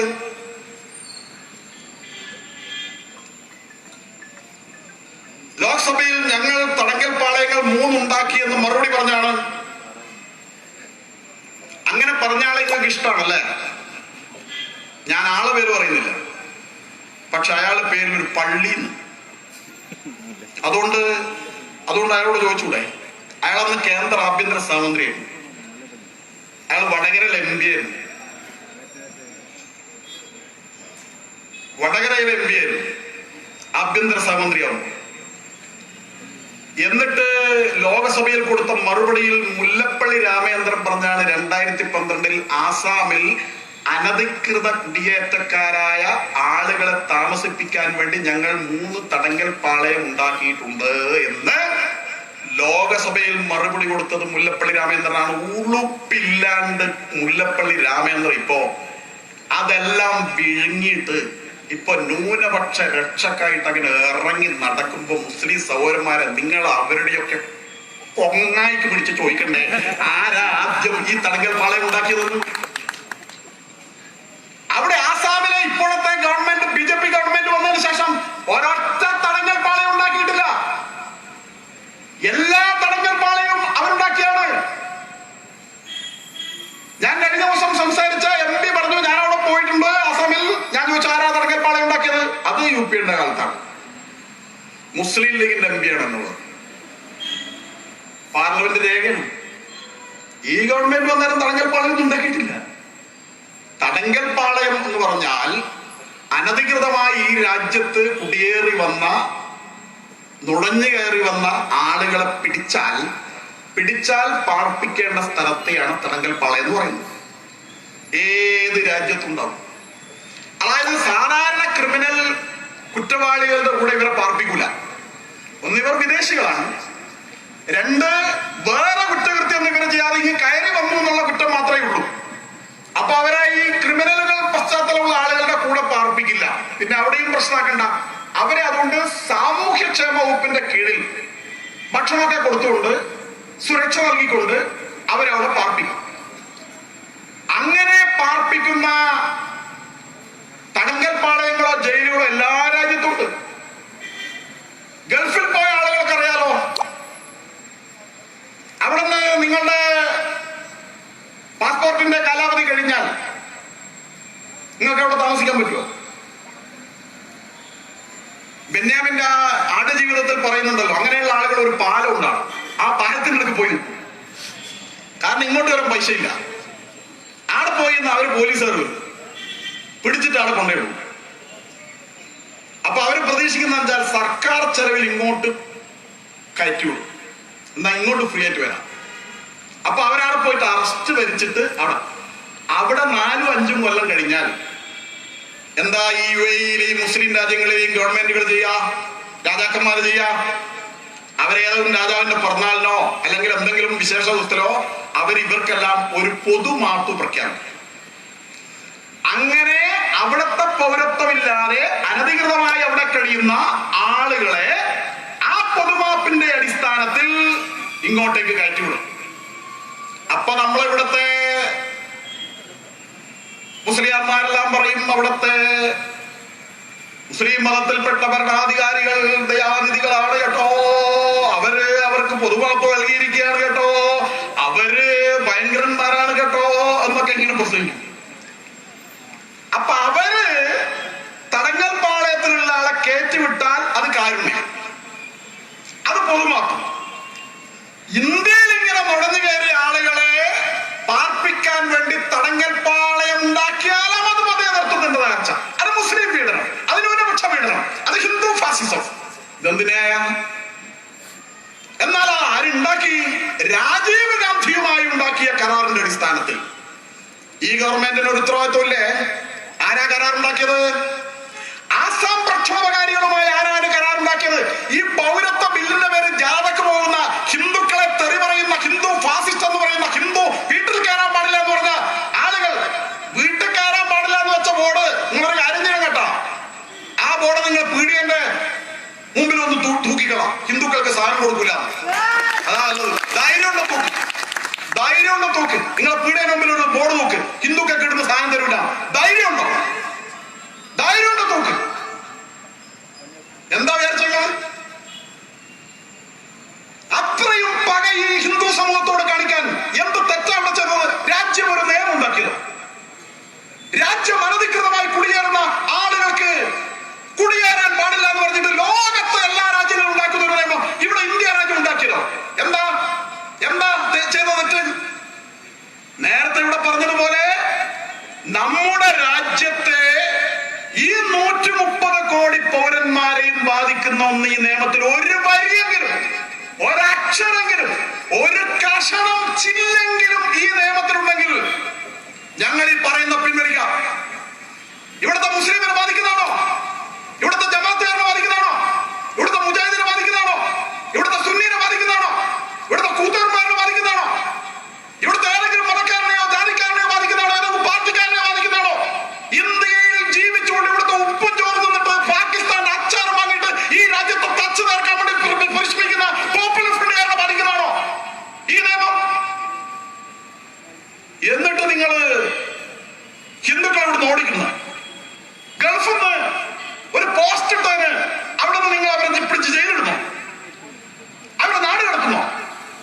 നിങ്ങൾ വീട്ടിന് മുമ്പിൽ ബോർഡ് വെക്കുന്നു, നിങ്ങൾ ആളെ ആക്ഷേപിക്കുന്നു, നിങ്ങൾ പേരാമ്പ്രയില് പൗരത്വ ബില്ലിനെ അനുകൂലിച്ച് ജാഥ നടത്തിയ ആളുകളുടെ മുമ്പിൽ മുഴുവൻ കടകളും ബഹിഷ്കരിക്കണമെന്ന് പറഞ്ഞിട്ട് ഫോട്ടോ ഇട്ടിട്ട് എന്നിട്ട് ഫേസ്ബുക്കിലൂടെ പ്രചരണം നടത്തിയിട്ട് ബഹിഷ്കരണാഹ്വാനം നടത്തുന്നയോ? നിങ്ങൾ കൊത്തി കൊത്തി മുറത്തിൽ കയറിയാണ് കൊത്തുന്നത് എന്നുള്ള ഓർമ്മ. ഇത് പരിധി കിടക്കുകയാണ്. നമ്മൾ പിന്നെ ഇത് നുണയാണെന്നും ഈ നുണ കുറച്ചു ദിവസം കഴിയുമ്പോൾ ഇല്ലാതാവുന്നു, നമ്മളേതായാലും ഈ കളിയിൽ ജയിക്കുന്നു, ഇത് സത്യത്തിന്റെ പക്ഷമാണെന്നും നുണയുടെ കൊട്ടാരം തകർന്നു വീഴുന്നും പൂർണ്ണ ബോധ്യമുള്ളതുകൊണ്ട് ഓർമ്മിച്ചോ, വളരെ ക്ഷമയോടുകൂടി ശാന്തയുതരായി പറയുന്നെല്ലാം കേട്ടുകൊണ്ട് ചെയ്യുന്നെല്ലാം കണ്ടുകൊണ്ട് അങ്ങനെ ഒരു വലിയ ജനസമൂഹം ഇവിടെ നിൽക്കുന്നുണ്ട് എന്നുള്ള കാര്യം നിങ്ങൾക്ക് ഓർമ്മ വേണം. എന്ന് വെച്ച് ഇവിടെ എന്തും ചെയ്യാം, എന്ത് വെല്ലുവിളിയും നടത്താം, ഒരു പ്രതികരണം ഉണ്ടാവില്ല എന്ന് കരുതിയാണെങ്കിൽ, സഹിഷ്ണുതയെ ബലഹീനതയായാണ് കരുതുന്നെങ്കിൽ അത് കടന്നായിരിക്കും ഓർമ്മ വേണം. ഈ ഭീകരന്മാർ വിളിക്കുന്ന മുദ്രാവാക്യം ഏറ്റു വിളിക്കുമ്പോൾ ചാടിക്കുന്നതിനനുസരിച്ച് ചാടിയാൽ, ഇത്തരം അപകടകരമായ കളികൾ കഴിച്ചാൽ, അത് ഈ രാജ്യത്തിന്റെ സുരക്ഷയ്ക്ക് വേണ്ടി ഉണ്ടാക്കിയ ഒരു നിയമത്തിന്റെ പേരിൽ, ഈ രാജ്യത്തെ പൗരന്മാരെ ബാധിക്കാത്ത ആളുകളെ ബാധിക്കുന്ന ഒരു നിയമത്തിന്റെ പേരിൽ നിങ്ങൾ ഇറങ്ങുമ്പോ എന്താ നിങ്ങളുടെ ഉദ്ദേശം? ഇന്ത്യക്കാരായ 5 ലക്ഷം ആളുകളെ അഭയാർത്ഥികളാക്കിയ നിങ്ങൾ, മിണ്ടാത്ത നിങ്ങൾ പാകിസ്ഥാനികൾക്ക് വേണ്ടിയാണ് ബാധിക്കുന്നത്, നിങ്ങൾ ബംഗ്ലാദേശികൾക്ക് വേണ്ടിയാണ് ബാധിക്കുന്നത്. അവിടെ നിന്ന് ആളുകൾ വന്നയാളുകൾ, ഇവിടെ കയ്യേറി വന്നവർ, അനധികൃതമായി വന്ന ആളുകൾ, അവരുടെ പേരെന്തുകൊണ്ട് ഇതിൽ പെടുത്തിയില്ല എന്നാ ചോദ്യം. ആ നിയമത്തിൽ വളരെ വ്യക്തമായി പറഞ്ഞിട്ടുണ്ടല്ലോ. ഈ നിയമം എന്തിനു വേണ്ടിയാണ്? ഈ നിയമം മുസ്ലിം മതാധിഷ്ഠിത രാജ്യങ്ങളിൽ നിന്ന്, തിയോക്രാറ്റിക് സ്റ്റേറ്റിൽ നിന്ന് പെർസിക്യൂഷൻസ് നേരിടേണ്ടി വന്നിട്ടുള്ള, പീഡനം നേരിടേണ്ടി വന്നിട്ടുള്ള മൈനോറിറ്റീസിനെ സംരക്ഷിക്കാൻ വേണ്ടിയാണ്, ന്യൂനപക്ഷങ്ങളെ സംരക്ഷിക്കാൻ വേണ്ടിയാണ് ഈ നിയമം. ആ രാജ്യത്ത് പീഡനം കൊണ്ട് ഇവിടെ വന്നിരിക്കുന്ന ആളുകൾ 2014 ഡിസംബർ 31 മുമ്പ് BJP വന്നപ്പോഴല്ല, BJP വന്നതിന് ശേഷം വന്ന ആളുകൾക്കാർക്കും പൗരത്വം കൊടുക്കാൻ തീരുമാനിച്ചിട്ടില്ല. 2014 ഡിസംബർ 31 ശേഷം ആര് വന്നാലും കൊടുക്കാൻ തീരുമാനിച്ചിട്ടില്ല. അത് ഹിന്ദു വന്നാലും കൊടുക്കൂല, മുസ്ലിം വന്നാലും കൊടുക്കൂല, സിഖ് വന്നാലും കൊടുക്കൂല, ക്രിസ്ത്യൻ വന്നാലും വന്നില്ല, ജൈനനുമില്ല, ആർക്കൂല. ഇത് നിങ്ങളെ കാലത്ത്, കോൺഗ്രസിന്റെ കാലത്ത് വന്ന അന്നത്തെ ഇത് വെള്ളരിക്കപ്പെട്ടതായിരുന്നല്ലോ, ആർക്കും കയറി വരാനല്ല, ഇത് പുറമോട്ടല്ലേ. അങ്ങനെ കയറി വന്ന ആളുകൾ, അന്ന് വന്ന ആളുകൾ, നിങ്ങൾ ഉണ്ടാക്കിയ നിയമം, ആ നിയമത്തിൽ ഒരു ഭേദഗതി മാത്രമാണ് ഈ നിയമത്തിൽ വരുത്തിയിട്ടുള്ളത്. ഒറ്റയൊരു ഭേദഗതി നിഷേധിക്കാൻ ഞാൻ വെല്ലുവിളിക്കുന്നു. ഒറ്റ ഭേദഗതി. എന്താണ് ഭേദഗതി? 11 കൊല്ലം താമസിച്ചാലേ പൗരത്വം കൊടുക്കുന്നതായിരുന്നു 1955 നിയമത്തിൽ പറയുന്നത്. ഈ നിയമത്തിൽ അത് 5 കൊല്ലാക്കിയിട്ടുണ്ട്. അതാണ് ഭേദഗതി, അതാണ് അമെന്റ്മെന്റ്, അതാണ് അമെന്റ്മെന്റ്. അപ്പൊ 1955 നിയമോ ആ നിയമം എടുത്തിട്ടുണ്ട്. ആ നിയമം എടുത്തിട്ടുണ്ടോ? 1955 നിയമം, പൗരത്വ നിയമം ഇവിടെ തന്നെ ഉണ്ട്. ആ നിയമം അനുസരിച്ച് ഏത് രാജ്യത്തു നിന്ന് വരുന്ന ഏത് മതക്കാരായ ആളുകൾക്കും ഈ രാജ്യത്ത് ജീവിക്കണമെന്ന് ആഗ്രഹമുണ്ടെങ്കിൽ അപേക്ഷ കൊടുത്ത്, പൗരത്വത്തിന് അപേക്ഷ കൊടുത്ത്, ഇവിടുത്തെ രാജ്യത്തിന്റെ മാനദണ്ഡം അനുസരിച്ച് പരിഗണിച്ചെങ്കിൽ അവർക്ക് ഇവിടെ പൗരന്മാരാകാമെന്ന 1955 പൗരത്വ നിയമം ഇപ്പോഴും നിലവിലുണ്ട്. ആ നിയമം ആരും എടുത്തു കളഞ്ഞിട്ടില്ല. ആ നിയമം നിലവിലുണ്ട്. ഇന്നലെ ഉണ്ട്, ഇന്നുണ്ട്, നാളെ ഉണ്ടാവും. നിങ്ങൾ നുണ പറയരുത്, നിങ്ങൾ നുണ പ്രചരിപ്പിക്കരുത്. 1955 പൗരത്വ നിയമം ഇപ്പോഴും ഉണ്ട്. ആ പൗരത്വ നിയമം അനുസരിച്ച് ഏത് രാജ്യത്തു നിന്ന് വരുന്ന ഏത് മതക്കാരായ ആളുകൾക്കും അവർക്ക് ഇന്ത്യൻ പൗരനാണെങ്കിൽ അപേക്ഷിക്കാം. നരേന്ദ്രമോദി വന്നതിന് ശേഷം 340 മുസ്ലിങ്ങൾ ഈ രാജ്യങ്ങളിൽ നിന്ന് വന്ന അപേക്ഷ കൊടുത്ത് പൗരത്വം റെഗുലൈസ് ചെയ്ത് കിട്ടിയ ആളുകൾ ഉണ്ട് എന്ന് പാർലമെന്റിൽ അമിത്ഷാ പറഞ്ഞിട്ടുണ്ടല്ലോ. ആ നിയമം ഇപ്പോഴുണ്ട്. ഇതെന്തിനുള്ളതാണ്? ഇത് 2013-12 കാലഘട്ടങ്ങളിൽ ഏറ്റവും കൂടുതൽ ആളുകൾ വന്നതിന്റെ ഒരു കണക്കും ഏകദേശം പറഞ്ഞിട്ടുണ്ട്. കൃത്യമാണെന്ന് പറഞ്ഞില്ല. പക്ഷെ ഒരു 32,000 33,000 ആളുകളാണ് കൊല്ലാതെ ബാക്കി വിട്ട ആളുകളുള്ളത്, ഇവിടെ വന്ന ആളുകൾ. ഇനി അവർക്ക് അവിടെ പോകാൻ പറ്റുമോ? തിരിച്ചു പോകാൻ പറ്റുമോ? തിരിച്ചുപോയാൽ കയറ്റുമോ? എന്താ പാകിസ്ഥാൻ പറയുന്നത്? ഒരൊറ്റ ഒന്നിനും ഇങ്ങോട്ട് കയറ്റൂല. എന്താ ബംഗ്ലാദേശ് പറഞ്ഞത്? ഒറ്റ ഒന്നിനും കയറ്റൂല. ഹിന്ദുക്കളെ കയറ്റൂല എന്ന് പറയുന്നതാണോ? അല്ല. മുസ്ലിങ്ങളെ കയറ്റുമോ? അങ്ങനെയാണെങ്കിൽ റോഹിംഗ്യക്കാർ കയറ്റണ്ടേ? ഈ റോഹിംഗ്യക്കാർ എവിടെയുള്ളവരാണ്? ബംഗ്ലാദേശികളാണ്. അവരെന്ത് ചെയ്തു? അവർ മ്യാൻമർ കയറി, ബർമ കയറി. ബംഗ്ലാദേശിന്റെ അതിർത്തിയിലുള്ള 3 ജില്ലകൾ അവരുടെ കൈവശമാക്കി റോഹിംഗ്യൻ മുസ്ലിങ്ങൾ ഭൂരിപക്ഷമായി. ചെന്നപ്പോ ജന്മസ്വഭാവം കാണിക്കാൻ തുടങ്ങി. ബുദ്ധമതക്കാർ പാവങ്ങള് അടി തുടങ്ങി, അവരുടെ പ്രതിമകൾ അടിച്ചു പൊളിക്കാൻ തുടങ്ങി, അവരുടെ ആരോഗ്യ വിഹാരങ്ങൾ പൊളിക്കാൻ തുടങ്ങി. അത് ജന്മസ്വഭാവമാണല്ലോ, ചെന്നെടുക്കേണ്ടത് കാണിക്കുമല്ലോ. അങ്ങനെ അരിയിൽ നിന്ന് ആശാരിച്ചിനെയും കഴിച്ചിട്ട് പിന്നെയും പട്ടി മുറുമുറുത്തുണ്ട് എന്നപ്പോ ഇവര് നമ്മുടെ നാട്ടിലുണ്ട് ചില ആള്, അപാര ക്ഷമയില്ല ചില ആളുകൾ. എന്ത് പറഞ്ഞാലും ചീത്ത പറഞ്ഞാലും മിണ്ടാതെ കൈ കെട്ടി നിൽക്കുന്ന ചില ആളുകളുണ്ട്. പക്ഷെ അവർ നിയന്ത്രണം വിട്ടുപോയ പിന്നെ അവർ പിടിച്ചടക്കില്ല, പിന്നെ അവരെ പിടിച്ചാൽ കിട്ടൂല. ബുദ്ധമതക്കാര് പഞ്ചപാവങ്ങള് പച്ചവെള്ളം ചവച്ചു പിടിക്കുന്ന ബുദ്ധമതക്കാര് അവര് പിന്നെ ഒരൊറ്റ ഇറക്കാണ്. കയ്യിലുള്ള എല്ലാം എടുത്തിട്ട് അങ്ങ് ഇറങ്ങി. സ്വാമിമാരും കാവ്യ വസ്ത്രധാരികളും എല്ലാം ഇറങ്ങി, മൊട്ടത്തലമാരും മുഴുവൻ ഇറങ്ങിയിട്ട് ഓടിച്ചു. എന്നിട്ട് ഇവർക്ക് കൊടുത്തിരുന്ന പൗരത്വം റദ്ദാക്കുകയും നേരെ ഇവരെന്ത് ചെയ്ത് കുത്തനെ ബംഗ്ലാദേശിലേക്ക് പോയി. ബംഗ്ലാദേശിൽ പോയിട്ട് പറഞ്ഞു നമ്മൾ ഇവിടുന്ന് അങ്ങോട്ട് പോയാൽ നമ്മളിവിടെ കയറ്റുമെന്ന് ചോദിച്ചു. ബംഗ്ലാദേശിൽ പറഞ്ഞു ഇവിടെ കയറ്റാണോ? ഇവിടെ കയറ്റാൻ പറ്റാം. ഒന്നിക്കോ നിങ്ങൾ അവിടത്തേക്ക് തിരിച്ചു പോവാ, എല്ലാം വേറെ ഏതെങ്കിലും രാജ്യത്ത് പോവാ. കേറ്റിയില്ലെന്ന് മാത്രമല്ല, സാർവലൗകികവാദികളെ, മതേതരവാദികളെ, ഒറ്റക്കണ്ണന്മാരെ, ഒറ്റ ചെവിയന്മാരെ, ആ ഒറ്റ കണ്ണുകൊണ്ടും ചെവി കൊണ്ടും കാണുകയും കേൾക്കുകയും ചെയ്യാൻ ഞാൻ പറയാം. ബംഗ്ലാദേശിൽ ഒരു ഗവൺമെന്റ് ഓർഡർ പുറത്തിറക്കി. എന്താണെന്നറിയോ? റോഹിംഗ്യൻ മുസ്ലിങ്ങൾക്ക് കല്യാണം കഴിച്ചു കൊടുക്കാൻ പാടില്ല. ആ കെയർ ഓഫിലും കയറി വരണ്ട. പെണ്ണ് കെട്ടിക്കൊടുത്താൽ ഭാര്യ വീട്ടിൽ വരെയുള്ള ബീബീനെ കാണാൻ വേണ്ട. ഓ, അവരെല്ലാം ഇങ്ങോട്ടേക്ക് കയറി വന്നിരിക്കുകയാണ്. കയറി എവിടെയെത്തി? ആസാമിൽ രജിസ്റ്റർ ഉണ്ടാക്കി. ഇവര് പറയുന്നതെന്ന് വെച്ചാൽ ചില ആൾക്ക് പൗരത്വം കിട്ടിയില്ല പോലും. BJP ഉണ്ടാക്കിയതാണോ നിയമം? പറയണം. BJP ആണോ വ്യവസ്ഥ ഉണ്ടാക്കിയത്? നരേന്ദ്രമോദിയാണോ വ്യവസ്ഥ ഉണ്ടാക്കിയത്? ഞങ്ങൾ അംഗീകരിക്കാം, പിഴവുണ്ട്. കരാർ ഉണ്ടാക്കിയത് ആരാണ്? രാജീവ് ഗാന്ധി. കരാർ നടപ്പാക്കാത്തതിന് കോടതിയിൽ പോയതാരാണ്? അവിടുത്തെ പ്രക്ഷോഭകർ. BJP-ക്കാർ കോടതിയിൽ പോയിട്ടുണ്ടോ?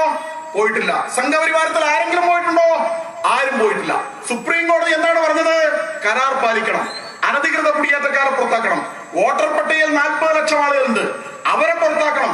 സുപ്രീം കോടതി പറഞ്ഞ കാര്യങ്ങൾ അഡ്വക്കേറ്റ് രാംകുമാർ കോടതിയുടെ ആ ഉത്തരവിൽ പറഞ്ഞ കാര്യങ്ങൾ വളരെ വ്യക്തമായിട്ട് രാംകുമാർ ചർച്ചയിലും പറഞ്ഞിട്ടുണ്ട്, ലേഖനങ്ങളിൽ എഴുതിയിട്ടുണ്ട്. കോടതി വിധി ട്രാൻസ്ലേറ്റ് ചെയ്ത് പറഞ്ഞിട്ടുണ്ട്.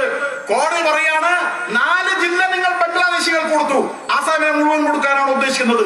സുപ്രീം കോടതി ചോദിച്ചതാണ്. എന്നിട്ട് പൗരത്വ രജിസ്റ്റർ തയ്യാറാക്കാൻ തയ്യാറായില്ല.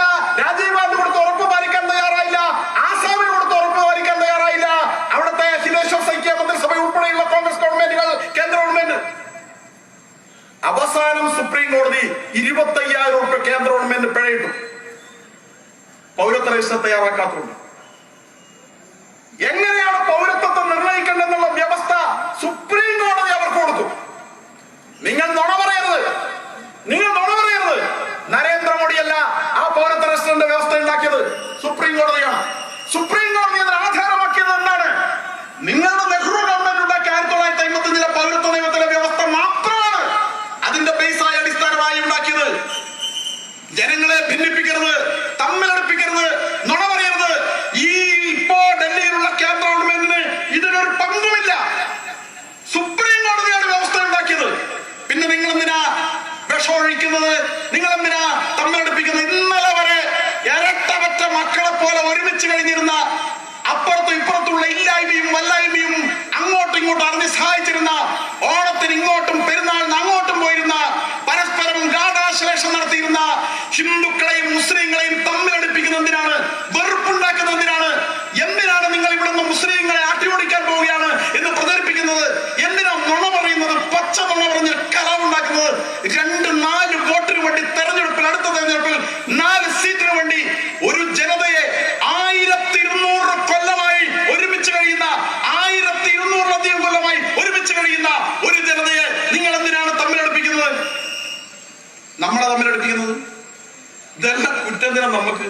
നിങ്ങൾ ഈ പ്രചരണം മുഴുവൻ നടത്തിയിട്ട് ഇപ്പോ സാധാരണ നമ്മളോടൊന്നും ചിരിക്കുന്ന മുസ്ലിങ്ങൾ നമ്മളൊന്നും ചിരിക്കുന്നില്ല, മുഖം കടന്നു കുത്തി പോലെ.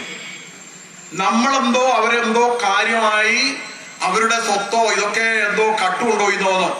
ഇവരെ ആരെയും ബാധിക്കുന്ന, നിങ്ങളെ ആരെയും ബാധിക്കുന്ന ഒരു വാക്ക് പോലും ഈ നിയമത്തിലില്ല എന്ന് സത്യം സത്യം സത്യം ഇല്ല. അതുകൊണ്ട് നിങ്ങള് ആ മസിലെല്ലാം വിടണം. നിങ്ങളെ പറ്റിച്ച നുണയന്മാര്, നിങ്ങളെ കബളിപ്പിച്ച ആളുകൾ, അവരെത്ര കൊല്ലായി കബളിപ്പിക്കാൻ തുടങ്ങിയിട്ട്. കഴിഞ്ഞ തെരഞ്ഞെടുപ്പിൽ ഇവർ വന്നിട്ട് പറഞ്ഞത്, കഴിഞ്ഞ പാർലമെന്റ് തെരഞ്ഞെടുപ്പിൽ വന്നത് കോൺഗ്രസ്സുകാർ പറഞ്ഞത്, നരേന്ദ്രമോദിയുടെ ദുർഭരണത്തിനെതിരായി കർഷകന്മാർ ഗ്രാമങ്ങളിൽ നിന്നും ലോങ് മാർച്ച് നടത്തിയിട്ടും പട്ടിണിപ്പാവങ്ങൾ നോട്ട് നിരോധനം മൂലമൊക്കെ ആ GST നടപ്പാക്കിയത് കൊണ്ടൊക്കെ അവിടെ കടുത്ത ജനരോഷമായതുകൊണ്ട് തകർന്ന് തരിപ്പണമാവും. അത് മധ്യപ്രദേശിൽ തോറ്റു, രാജസ്ഥാനിൽ തോറ്റു, അവിടെയെല്ലാം തോറ്റു, ഉപതെരഞ്ഞെടുപ്പെല്ലാം തോറ്റമ്പി. അതുകൊണ്ട് ഇനി ഒരു തെരഞ്ഞെടുപ്പ് വന്നാൽ നരേന്ദ്രമോദിയും BJPയും എല്ലാം തകർന്ന് തരിപ്പണമാകും. ഇടതുപക്ഷ ജനാധിപത്യം മതേതര പ്രസ്ഥാനങ്ങളുടെ ഒരു ബദൽ ഗവൺമെന്റ് ആണ് ഡൽഹിയിൽ ഉണ്ടാകാൻ പോകുന്നത് എന്ന് പച്ച നുണയങ്ങളോട് പറഞ്ഞിട്ടില്ലേ? കോൺഗ്രസ് എന്നാ പറഞ്ഞത്? കോൺഗ്രസ് പറഞ്ഞത് ബാക്കിയെല്ലാം റെഡിയാണ്, 20 സീറ്റിന്റെ കുറവാണുള്ളത്, അത് കേരളത്തിൽ നിന്ന് തരണം. ആ 20 സീറ്റ് മൊത്തമായി കച്ചവടക്കാൻ നമ്മുടെ പുതിയ മിശിഹ ഇവിടെ വരികയാണ്. രാഹുൽ ഗാന്ധി ഇവിടേക്ക് വരികയാണ്. അളന്ന് തോക്കുന്നു ഏറ്റിട്ടല്ല, മറിച്ച് കേരളത്തെ മതേതരത്വത്തെ സംരക്ഷിക്കാൻ വേണ്ടി അമേഠിയിൽ ഇങ്ങോട്ട് വരികയാണ്. പറ്റിച്ചില്ലേ? പറഞ്ഞു പറ്റിച്ചില്ലേ? മാർക്സിസ്റ്റുകാർ എത്ര കാലമായി നിങ്ങളെ ന്യൂനപക്ഷങ്ങളെ സംരക്ഷിക്കാൻ BJPനെ ഇങ്ങനെ ചീത്ത പറയാൻ തുടങ്ങിയിട്ട് ഇടതുപക്ഷ മതേതരം ഉണ്ടാക്കുമെന്ന് പറഞ്ഞിട്ട്. നേരത്തെ പറഞ്ഞതുപോലെ എന്തൊക്കെ പറഞ്ഞ് പറ്റിച്ചുള്ള നിങ്ങൾ വോട്ട് ചെയ്തില്ലേ? വോട്ട് ചെയ്തിട്ട് എന്താ ഉണ്ടായത്? പള്ളിയിലെല്ലാം കൂട്ടപ്രാർത്ഥന നടത്തിയില്ലേ? സിയാറത്ത് നടത്തിയില്ലേ? അവിടെ ദിക്ർ ഹൽക്ക നടത്തിയില്ലേ? ക്രിസ്ത്യൻ പള്ളികളിൽ കൂട്ടപ്രാർത്ഥന നടത്തിയില്ലേ? അവസാനം ഇതിനിടെ ഒരു മുസ്ലിയാർ പറഞ്ഞതുപോലെ അള്ളാഹ് എന്നാ തീരുമാനിച്ചത്? അള്ളാഹ് തീരുമാനിച്ചത് നരേന്ദ്രമോദി വരട്ടെ എന്നാ തീരുമാനിച്ചത്. അങ്ങനെ നരേന്ദ്രമോദി വന്നു, അത് അംഗീകരിക്കണം. 5 കൊല്ലത്തേക്ക് അത് അംഗീകരിച്ചാൽ പറ്റൂ. നിങ്ങൾ എന്ത് കുഴപ്പമുണ്ടാക്കിയാലും, നിങ്ങൾ എന്ത് കളികളിച്ചാലും, നിങ്ങൾ എന്ത് കലാപുണ്ടാക്കാൻ ശ്രമിച്ചാലും ഈ രാജ്യത്ത് വിജയിക്കാൻ പോകുന്നില്ല. നിങ്ങളെ പറ്റിച്ച ഈ ആളുകൾ വീണ്ടും നിങ്ങളെ പറ്റിക്കാൻ വരികയാണ്. അത് ഈ CAA പേരിൽ വീണ്ടും പറ്റിക്കാൻ വരികയാണ്. അതുകൊണ്ടാണ് പറയുന്നത്, ഈ രാജ്യത്തെ ജനങ്ങളുമായി ഒരു തരത്തിലും ബന്ധപ്പെടാത്ത നിയമം അവിടെ നിന്ന് ആട്ടിയോടിക്കപ്പെട്ട് ഇവിടെ വന്നിരിക്കുന്ന ന്യൂനപക്ഷങ്ങളായ ആളുകൾ അപ്പൊ ചോദിക്കുന്നത്, മുസ്ലിങ്ങൾ എന്തിനു ഒഴിവാക്കിയത്? മുസ്ലിങ്ങൾ എന്തിനു ഒഴിവാക്കിയെന്ന് ചോദിച്ചാൽ സിമ്പിളാണ് ഉത്തരം. മുസ്ലിങ്ങൾ അവിടുത്തെ ന്യൂനപക്ഷമല്ല, അവിടുത്തെ ഭൂരിപക്ഷമാണ്. അവിടെ മതാധിഷ്ഠിത രാജ്യങ്ങളാണ്. പാകിസ്ഥാൻ ഇസ്ലാമിക മതാധിഷ്ഠിത രാജ്യമാണ്. അഫ്ഗാനിസ്ഥാൻ ഇസ്ലാമിക മതാധിഷ്ഠിത രാജ്യമാണ്. 1971 രൂപീകൃതമായിട്ടുള്ള ബംഗ്ലാദേശ് 31 കൊല്ലം മതാധിഷ്ഠിത രാജ്യമായിരുന്നു. ഇപ്പോൾ സുപ്രീം കോടതിയുടെ വിധിയുടെ അടിസ്ഥാനത്തിൽ തൽക്കാലം മതാധിഷ്ഠിത രാജ്യമല്ല എന്നേ ഉള്ളൂ. 98%, 97% മുസ്ലിങ്ങളുള്ള രാജ്യമാണ്. അവിടെ നിന്ന് ആളുകൾ വന്നിട്ടുണ്ട് എന്നാണ് ഇവർ പറയുന്നത്. വന്നിട്ടുണ്ടാവുന്നല്ല, നല്ലോണം വന്നിട്ടുണ്ട്. പക്ഷെ അവർ വന്നത് മതപീഡനം കൊണ്ടാണോ? മുസ്ലിങ്ങളെ ആട്ടി ഓടിക്കോ?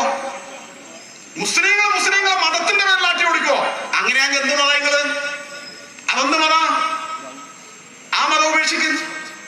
സ്വന്തം മര്യാദകൾ ഇങ്ങനെ ആട്ടി ഓടിക്കുന്നുണ്ടെങ്കിൽ അതിനെങ്ങനെ അംഗീകരിക്കുന്നത്?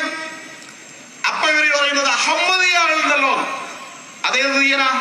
ഇവിടെയുള്ള തീയൻ തന്നെയാ അഹമ്മദിയൻ? ഇവിടെയുള്ള തീയനാണോ അഹമ്മദിയൻ? ഏത് തീയനാ അഹമ്മദിയൻ എന്ന് പറഞ്ഞാൽ മുസ്ലിം അല്ലേ? അല്ലെങ്കിൽ നിങ്ങൾ അവിടെ ന്യൂനപക്ഷപ്പെടുത്തിയിട്ടുണ്ടോ? നിങ്ങൾ അവിടുത്തെ ഭരണഘടനയിൽ അഹമ്മദിയനെ ന്യൂനപക്ഷത്തിൽപ്പെടുത്തിയിരുന്നുവെങ്കിൽ അഹമ്മദിയനും കൂടി ഈ ബില്ലിൽ പെടുമായിരുന്നു. അവിടെ ന്യൂനപക്ഷത്തിൽപ്പെടുത്തിയിട്ട് കൊന്നൊടുക്കിയ അട്ടിയോടിച്ച ആളുകൾ ന്യൂനപക്ഷങ്ങൾ. അന്നേരം ഇപ്പം പറയുന്നത്, എന്നോട് ബഹുമാനപ്പെട്ട MP പറഞ്ഞു, നിങ്ങൾ ന്യൂനപക്ഷം എന്ന് കൊടുത്താൽ മതിയായിരുന്നു, മതത്തിന്റെ പേര് എണ്ണി പറഞ്ഞുകൊണ്ടാണ് ഈ പ്രശ്നം ഉണ്ടായത്. ആദ്യത്തെ ന്യൂനപക്ഷം എന്ന് കൊടുത്താൽ മതിയായിരുന്നു. അവിടെ എത്തിയിട്ടുണ്ട് ഇപ്പോ. അതെന്തുകൊണ്ടാന്ന് വെച്ചാൽ മതത്തിന്റെ പേരിൽ ന്യൂനപക്ഷങ്ങളുടെ പേര് എണ്ണിപ്പറയാൻ കാരണം നമ്മുടെ ഭരണഘടനയാണ്. നമ്മുടെ ഭരണഘടന പട്ടികജാതി പട്ടികവർഗം അവർക്ക് സംവരണമുണ്ട്. എന്നാ പിന്നെ പട്ടികജാതി പട്ടികവർഗക്കാർക്ക് സംവരണം ഉണ്ടെന്ന് പറഞ്ഞ പോരെ? പട്ടികജാതി പട്ടികവർഗത്തിൽ ഇന്ന ജാതികൾ എന്ന് പറഞ്ഞിട്ട് ജാതികളുടെ മുഴുവൻ പേരുണ്ടല്ലോ, ആ ജാതിയുടെ അടിസ്ഥാനത്തിലാണല്ലോ സർട്ടിഫിക്കറ്റ് കൊടുക്കുന്നത്. എന്തുകൊണ്ടാണ്? പട്ടികജാതി പട്ടികവർഗം എന്ന് പറഞ്ഞാൽ ഈ സർട്ടിഫിക്കറ്റ് നോക്കിയിട്ട് സംവരണം കൊടുക്കേണ്ട ഉദ്യോഗസ്ഥന്മാരുണ്ടല്ലോ, ആ ഉദ്യോഗസ്ഥന്മാർക്ക് ഇവൻ പട്ടികജാതിയാണോ പട്ടികവർഗമാണോ എന്നെങ്ങനെ മനസ്സിലാവുക? ജാതി സർട്ടിഫിക്കറ്റ് വേണം. ആ ജാതി സർട്ടിഫിക്കറ്റ് ഉണ്ടെങ്കിൽ ഇവന് റിസർവേഷൻ കിട്ടും. അങ്ങനെ ജാതി സർട്ടിഫിക്കറ്റ് കിട്ടാൻ വേണ്ടി പട്ടികജാതി പട്ടികവർഗത്തെ മതത്തിന്റെ അടിസ്ഥാനത്തിൽ ജാതിയുടെ അടിസ്ഥാനത്തിൽ പട്ടികയാക്കിയതുപോലെ നാളെ ഈ നിയമം നടപ്പാക്കാൻ ഏതെങ്കിലും തഹസിൽദാറോ അല്ലെങ്കിൽ കളക്ടറോ ഇരിക്കുമ്പോ ഞാൻ ബംഗ്ലാദേശിൽ നിന്ന് വന്ന ന്യൂനപക്ഷമാണ് 8ക്ക് പൗരത്വം കൊടുക്കൂല. ഇവൻ ബംഗ്ലാദേശിൽ നിന്ന് വന്ന ഇന്ന മതക്കാരനാണ് എന്നതിന്റെ തെളിവ്, ന്യൂനപക്ഷമാണെന്നതിന്റെ തെളിവ് ആ തഹസിൽദാർക്ക് കൊടുത്താലേ ആ തഹസിൽദാർ ഇവന് നാളെ പൗരത്വം കൊടുക്കൂ.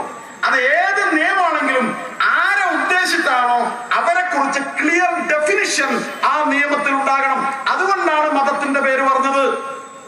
നിയമത്തിന്റെ ബാലപാഠം അറിയാവുന്ന ആർക്കും അറിയാവുന്ന കാര്യമാണിത്. അപ്പൊ അത് മുസ്ലിമിന്റെ എന്തുകൊണ്ട് കൊടുത്തില്ല എന്ന് വെച്ചാൽ മുസ്ലിം മതാധിഷ്ഠിത രാജ്യങ്ങളിൽ നിന്ന് മതപീഡനം കൊണ്ട് ഓടി വന്ന ആളുകൾക്ക് കൊടുക്കാൻ, പൗരത്വം കൊടുക്കാനുള്ളതാണ് നിയമം. അത്രയും മനസ്സിലായോ? അതിന് മാത്രമുള്ളതാണ് നിയമം. അപ്പൊ ബാക്കിയുള്ളവർ വന്നാലോ അവർക്ക് പൗരത്വം കൊടുക്കാനുള്ളതാണ് 1955 ഇന്ത്യൻ പൗരത്വ നിയമം. അതാ നിയമം നിലവിലുണ്ട്. അങ്ങനെ ആരും വന്നിട്ടുണ്ടെങ്കിൽ അവിടെ അപേക്ഷിക്കുക. അവിടെ ജാതി മത വ്യത്യാസം ഉണ്ടോ? ഒന്നുമില്ല. ഏത് മതക്കാർക്കും അവിടെ അപേക്ഷിക്കാം, പൗരന്മാരാകാം. ആ നിയമം ഇപ്പോൾ നിലവിലുണ്ട്. പിന്നെന്തിനാ ഈ പ്രശ്നം ഉണ്ടാക്കുന്നത്? അപ്പൊ അവര് ചോദിക്കുന്നത് ഇന്ത്യ ഒരു മതേതര രാജ്യമല്ലേ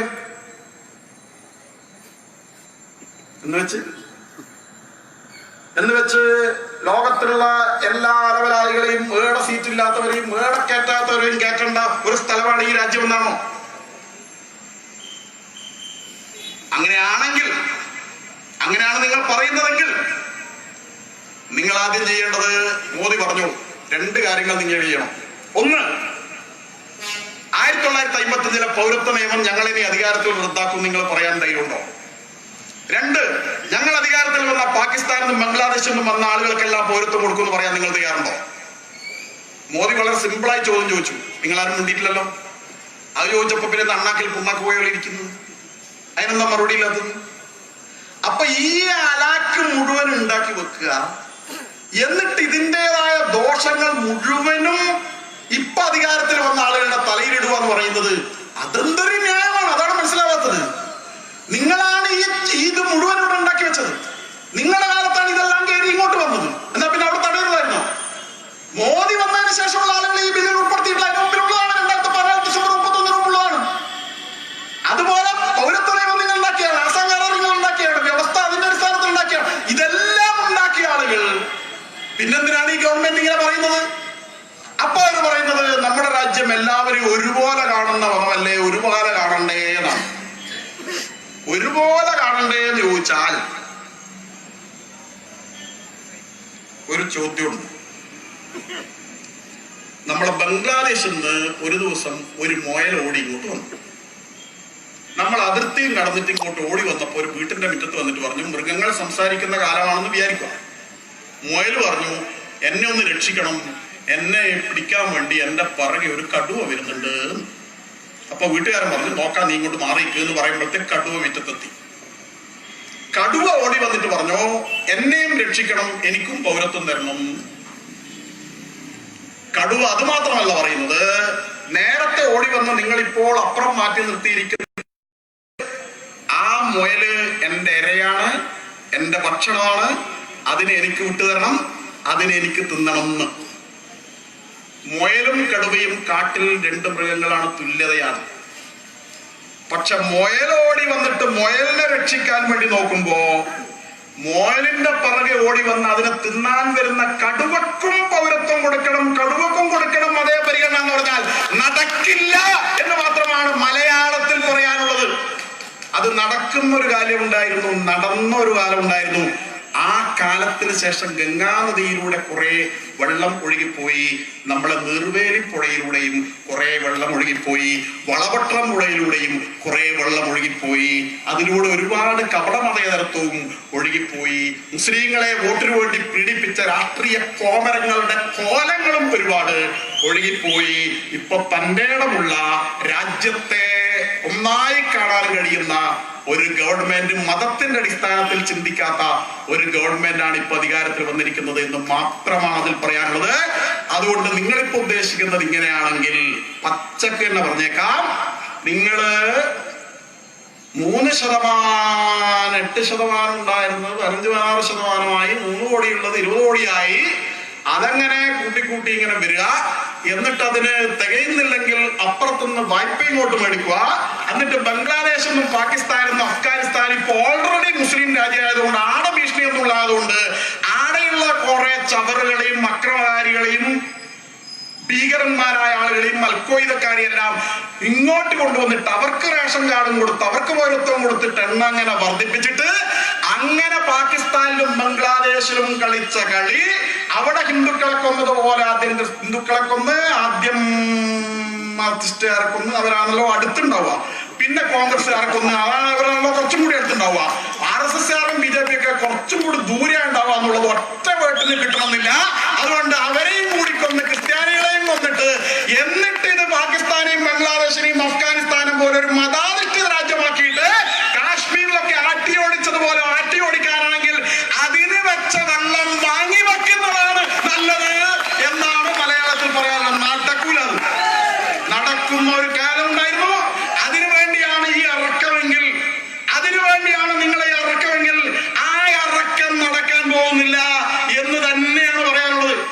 അതിനുവേണ്ടിയാണ് നിങ്ങൾ കത്തി ഊരുന്നതെങ്കിൽ, 21 ഊരിയ കത്തി അതിനുവേണ്ടിയാണ് നിവർത്തിപ്പിടിച്ചതെങ്കിൽ 21 ഓടിയ ഹിന്ദുണ്ട്.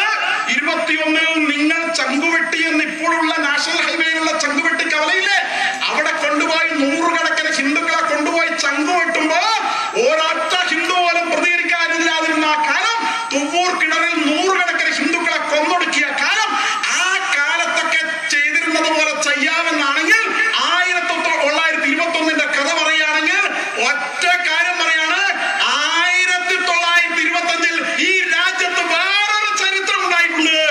ആ ചരിത്രം ഹിന്ദുവിന് ആത്മാഭിമാനവും പൗരുഷവും പ്രതിരോധവും തീർത്ത രാഷ്ട്രീയ സ്വയം സേവക സംഘം എന്നൊരു പ്രസ്ഥാനം അവിടെ ഉണ്ടായിട്ടുണ്ട്. നീ കത്തിയെടുക്കുമ്പോ, നീ വാള് ഊരുമ്പോ ആ വാള് എന്ത് ചെയ്യണമെന്നും ഊരിപ്പിടിച്ച വാള് പിടിച്ച് എറിഞ്ഞിട്ട് നിന്നെ എന്ത് ചെയ്യണമെന്നും അറിയാവുന്ന ആളുകൾ ഇവിടെ ഉണ്ട് എന്ന് മാത്രമാണ് ഭീഷണിപ്പെടുത്തുന്നവരോട് പറയാനുള്ളത്. ഭീഷണി വേണ്ട, ഭീഷണി വേണ്ട. ആ ഭീഷണിയിൽ പേടിച്ചൊരു കാലം ഉണ്ടായിരുന്നു. ഭീഷണിയിൽ പേടിച്ചോടിയ ഒരു കാലം ഉണ്ടായിരുന്നു. ആ ഭീഷണിയിൽ ഭയപ്പെട്ട ഒരു കാലം ഉണ്ടായിരുന്നു. ആ കാലം പോയി എന്ന് മാത്രമാണ് തൽക്കാലം പറയാനുള്ളത്. മാർക്സിസ്റ്റുകാരൊക്കെ തുള്ളിക്കും, തുള്ളണ്ട. കോൺഗ്രസ്സുകാർ തുള്ളിക്കും, നടുപോവും. ബാക്കിയുള്ളവർ മതേതരക്കാരൊക്കെ തുള്ളിക്കാൻ നോക്കും, ഊര ബാക്കി ഉണ്ടാവില്ല. അതുകൊണ്ട് ബാക്കിയുള്ള എല്ലാവരും ഇങ്ങനെ തുള്ളിക്കോ തുള്ളിക്കോ തുള്ളിക്കോ കുഞ്ഞിരാമ എന്ന് പറഞ്ഞിട്ട് തുള്ളിച്ചാൽ അതിനനുസരിച്ച് തുള്ളിയിട്ട് അയൽവക്കത്തെ ഹിന്ദുവിനെതിരായിട്ട് വാളും കത്തിയും എടുത്തു വന്നാൽ പഴയതുപോലെ അവൻ ഓടാൻ സാധ്യതയില്ല എന്നുള്ളത് മനസ്സിലാക്കി പോവാം. കടന്നു കളിക്കുന്ന എന്നുള്ളത് തന്നെയാണ് നമ്മള് ചെയ്ത തെറ്റ്. ഇക്കാര്യത്തിൽ ചെയ്ത തെറ്റ് ഇന്ത്യൻ പാർലമെന്റ് പാസാക്കിയ, നിങ്ങൾക്ക് ആടെ ഉണ്ടല്ലോ പറയുന്നു, നിങ്ങൾ ഇന്ത്യയിൽ മതേതരത്വ ഗവൺമെന്റ് ഉണ്ടാക്കാൻ വേണ്ടിയിട്ട് നിങ്ങൾ പരിശ്രമിച്ചിട്ട് നിങ്ങള് ഒരുപാട് ആളുകൾ പാർലമെന്റിൽ എത്തിയിട്ടുണ്ടല്ലോ. എത്രയും എത്തിയത് 3 2 അണ്ണാച്ചിന്റെ സഹായത്തിൽ 25 കോടി രൂപ തെരഞ്ഞെടുപ്പ് പ്രചരണത്തിന് കൊടുത്തു. ഏത് പൈസയാണെന്നറിയോ? കരിമൊഴിയും ദയാനിധിമാരനും കൂടി പണ്ട് കട്ടിട്ട പൈസയില്ലേ, 2G സ്പെക്ട്രത്തിന്റെ പൈസ. ആ പൈസയിൽ 25 കോടി വാങ്ങിയിട്ട് നല്ലോണം ഞണ്ണി. ഇപ്പൊ അവര് കണക്ക് പറഞ്ഞു, പൈസ ഉളുപ്പുണ്ടോ ഈ അഴിമതി പണം വാങ്ങിയിട്ട് തെരഞ്ഞെടുപ്പിൽ കൂടെ നിന്നിട്ട് 2 കിട്ടി.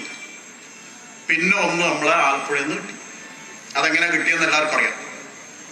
അപ്പൊ ആരോ പറയുന്നതെന്ന് വെച്ചാൽ നിങ്ങളുടെ സീറ്റിന്റെ ആദ്യം 3 അല്ലേ, നമുക്ക് 3 അല്ലേ, പിന്നെ അപ്പുറം 0 അല്ലേ, പിന്നെ വെറും ഒരു 3 അല്ലേ നിങ്ങൾക്ക് ജാസ്തി ഉള്ളൂ എന്നാണ് അവർ പറയുന്നത്. നിങ്ങൾക്ക് 303 അല്ലേ ഉള്ളൂ, ഞങ്ങൾക്ക് 3 ഇല്ലേ എന്നാ ചോദിക്കുന്നത്. എന്നിട്ട് അവർ പറയാണ് നിങ്ങളെ നമ്മളങ്ങ് മൂക്കിൽ വെച്ച് കളയുന്നു.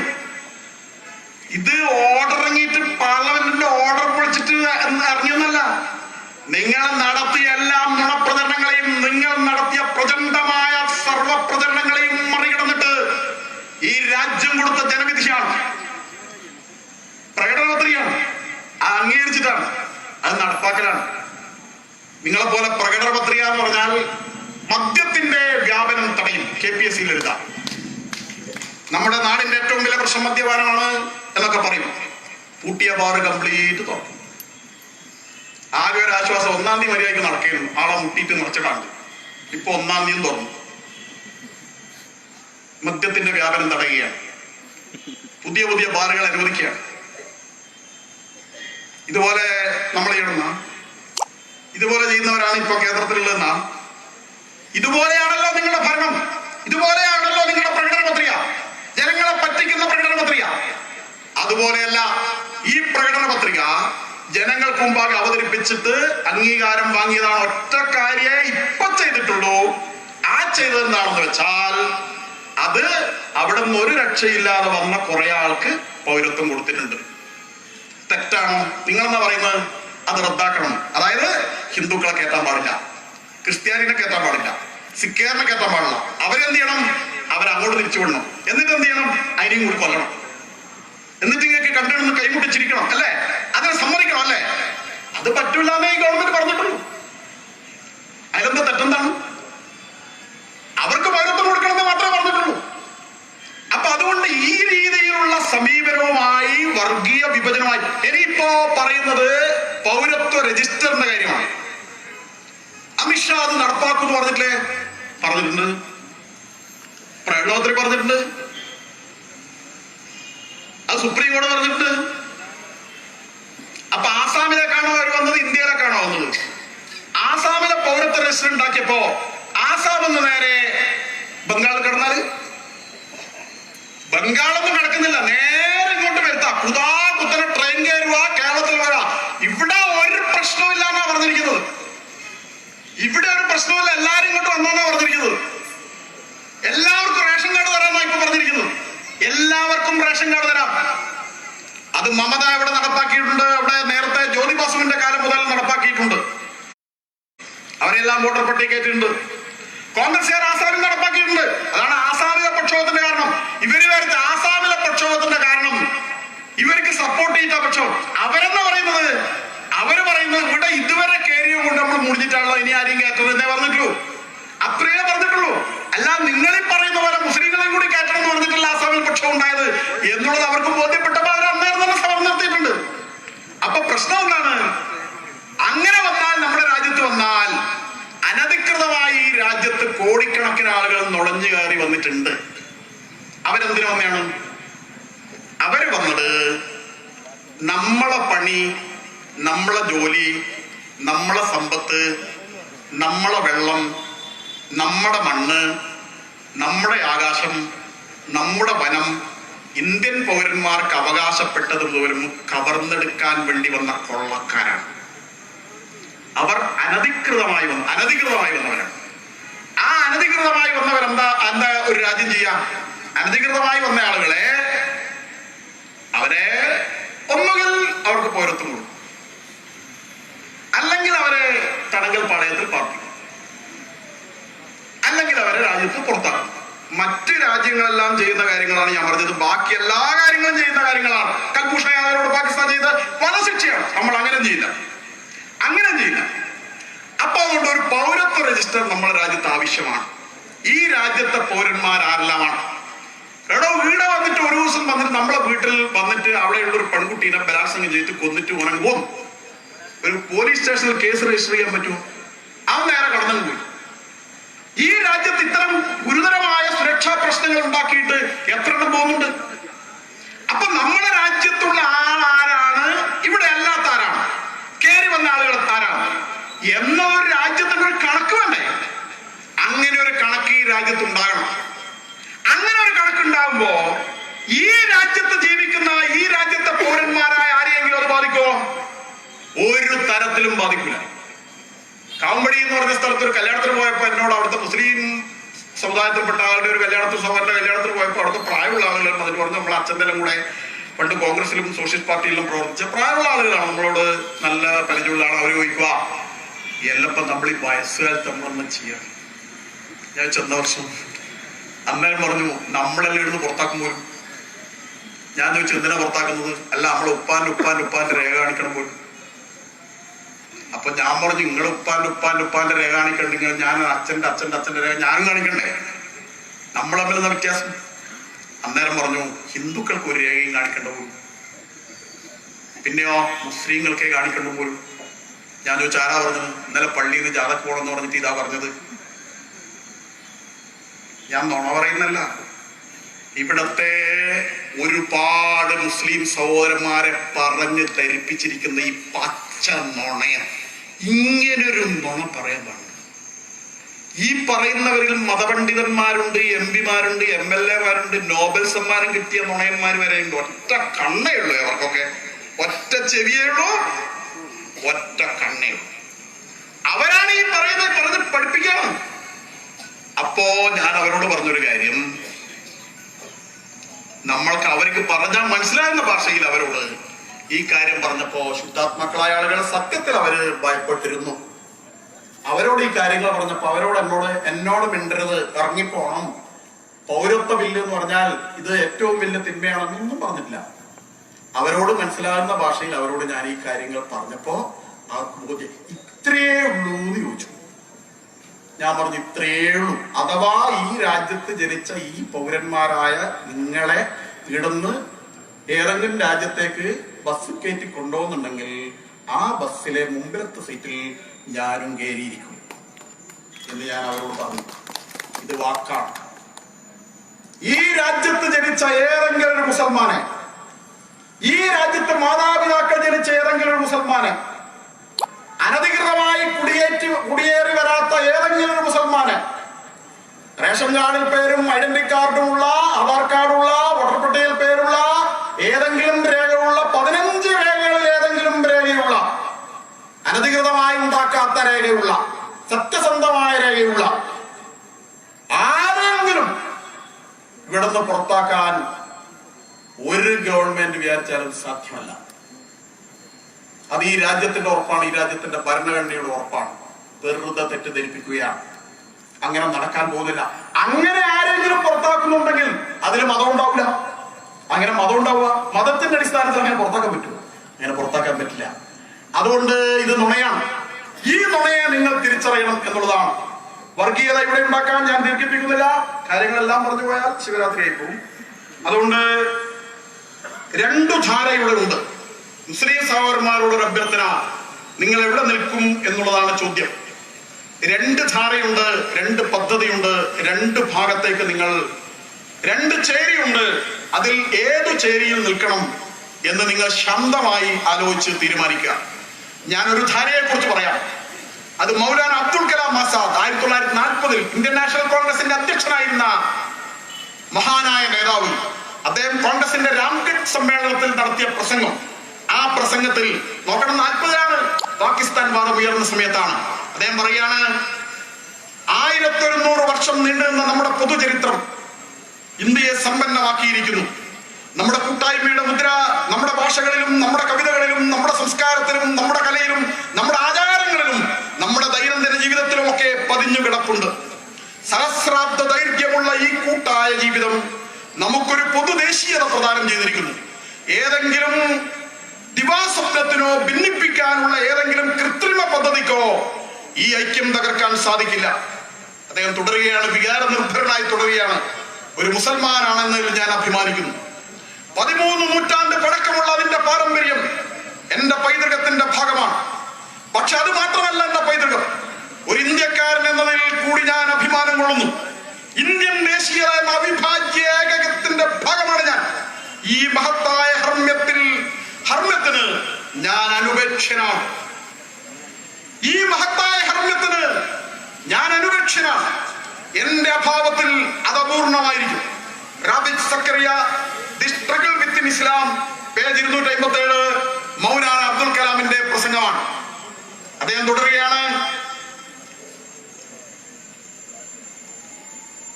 ആ സമയത്ത് വേറൊരു ധാരയുണ്ടായിരുന്നു, അതിനെക്കുറിച്ച് കൂടി പറയാം. ഇന്നിപ്പോൾ ഈ വിഷം ഏറ്റവും കൂടുതൽ കോരി ഒഴിക്കുന്ന പോപ്പുലർ ഫ്രണ്ടുകാരന്റെയും ജമാഅത്തുകാരന്റെയും ധാര. ജമാഅത്ത് അന്ന് രാജ്യത്തെ ജനങ്ങളെ ഭിന്നിപ്പിക്കാൻ വേണ്ടിയുള്ള പരിശ്രമം ആരംഭിച്ചിരുന്നു. അതിൽ പറയാണ് ജമാഅത്ത് സ്ഥാപകൻ അബുൽ അല മൗദൂദി. ആ മൗദൂദി പറയാണ്, സയ്യിദ് അസദ് ഗീലാനി എഴുതിയ ജീവചരിത്രത്തിൽ അന്ന് മൗദൂദി പറഞ്ഞ ഒരു പ്രസംഗം കൊടുത്തിട്ടുണ്ട്. അദ്ദേഹം പറയാണ്, നാം ഇന്ത്യക്കാർ മാത്രമാണെന്നോ, നാം ആദ്യം ഇന്ത്യക്കാരാണെന്നോ പറയുന്നവരോട് ഞാൻ യോജിക്കുന്നില്ല. എന്റേതിൽ നിന്ന് വ്യത്യസ്തമായ പാതയാണ് അത്തരക്കാർ സ്വീകരിക്കുന്നത്. വിരുദ്ധ ദിശകളിലൂടെയാണ് ഞങ്ങളുടെ യാത്ര. മുസ്ലിങ്ങൾ എന്ന നിലക്കല്ല, ഇന്ത്യക്കാർ എന്ന നിലക്കാണ് അവർ രാഷ്ട്രീയ സ്വാതന്ത്ര്യവും സാമ്പത്തിക ക്ഷേമവും സുസ്ഥിരതയും കാക്ഷിക്കുന്നത്. ഞാൻ കാക്ഷിക്കുന്നത് സ്വാതന്ത്ര്യമാകട്ടെ, ഞാൻ കാക്ഷിക്കുന്ന സ്വാതന്ത്ര്യമാകട്ടെ ക്ഷയിച്ചുകൊണ്ടിരിക്കുന്ന ഇസ്ലാമിക അധികാരത്തിന് വഴിത്തിരിവായി മാറാവുന്ന സ്വാതന്ത്ര്യം മാത്രമാണ്. Syed Azadi Gilani, Maududi, thought and movement, page 47. അദ്ദേഹം ആദ്യം ഇന്ത്യക്കാരനാണെന്ന് സമ്മതിക്കാൻ തയ്യാറല്ല. അദ്ദേഹം പറയാണ്, ഇവിടെ ക്ഷയിച്ചുകൊണ്ടിരിക്കുന്ന ഇസ്ലാമിക സ്വാതന്ത്ര്യം, പണ്ട് മുഗൾ രാജാക്കന്മാരൊക്കെ ഉണ്ടാക്കി ഇസ്ലാമിക സ്വാതന്ത്ര്യ രാജ്യമല്ലേ, ആ രാജ്യം പുനഃസ്ഥാപിക്കണമെന്നാണ് ഞാൻ ആഗ്രഹിക്കുന്നത് എന്ന് പറഞ്ഞ് ഒരു മതരാഷ്ട്രത്തിന് വേണ്ടിയുള്ള നിലപാട് സ്വീകരിച്ച മൗദൂദിയും ജമാഅത്തെ ഇസ്ലാമിയും ഉണ്ട്. അവർ പറയാണ്, സ്വാതന്ത്ര്യത്തിന്റെ പേരിൽ മുസ്ലിങ്ങളായ നാം നമ്മുടെ വ്യക്തിത്വം കളഞ്ഞു കുടിക്കുകയാണെങ്കിൽ അത്യന്തം അപകടകരമായ ഒരു അബദ്ധമായിരിക്കും അത്. നാം ഒന്നാമതായി മുസ്ലിങ്ങളാണ്, അവസാനമായും മുസ്ലിങ്ങൾ തന്നെ. ഈ യാഥാർത്ഥ്യം ഇത്തരുണത്തിൽ നാം വ്യക്തമാക്കേണ്ടതുണ്ട്. ഈ നിലപാട് പരിരക്ഷിച്ചുകൊണ്ട് മാത്രമേ നാം സ്വാതന്ത്ര്യ സമരത്തിൽ പങ്കെടുക്കാവൂ. ജമാഅത്തെ ഇസ്ലാമി ഒരു ലഘുപരിചയം, പേജ് 27, ഷെയ്ഖ് മുഹമ്മദ് കാരക്കുന്ന് എഴുതിയ പുസ്തകമാണ്. ജമാഅത്തെ ഇസ്ലാമിയെ കുറിച്ച് മൗദൂദിയുടെ പ്രസംഗം അതിൽ ഉദ്ധരിച്ചിട്ടുണ്ട്. എന്താണ് പറയുന്നത്? നമ്മുടെ സ്വാതന്ത്ര്യ സമരത്തിൽ പങ്കെടുക്കണമെങ്കിൽ ഇതൊരു ഇസ്ലാമിക രാജ്യമാവും എന്ന് ഉറപ്പുണ്ടാകണം. എന്താണ് ഭരണഘടനാ നിർമ്മാണ സഭയിൽ കൊടുത്തത്?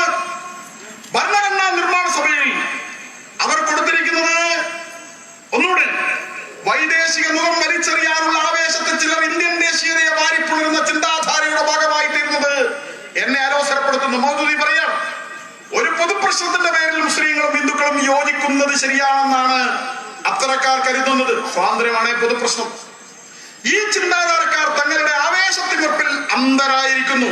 ദേശീയ പ്രസ്ഥാനത്തിന്റെ വളർച്ച മുസ്ലിങ്ങൾക്കും അവരുടെ ഭാവിക്കും വിനാശകരമായിരിക്കും. സയ്യിദ് ആസാദ് ഗിലാനി, പേജ് 48. അതായത് സ്വാതന്ത്ര്യ സമരം വളരുന്നത്, ദേശീയ പ്രസ്ഥാനം വളരുന്നത് മുസ്ലിങ്ങൾക്ക് വിനാശകരമായിരിക്കും.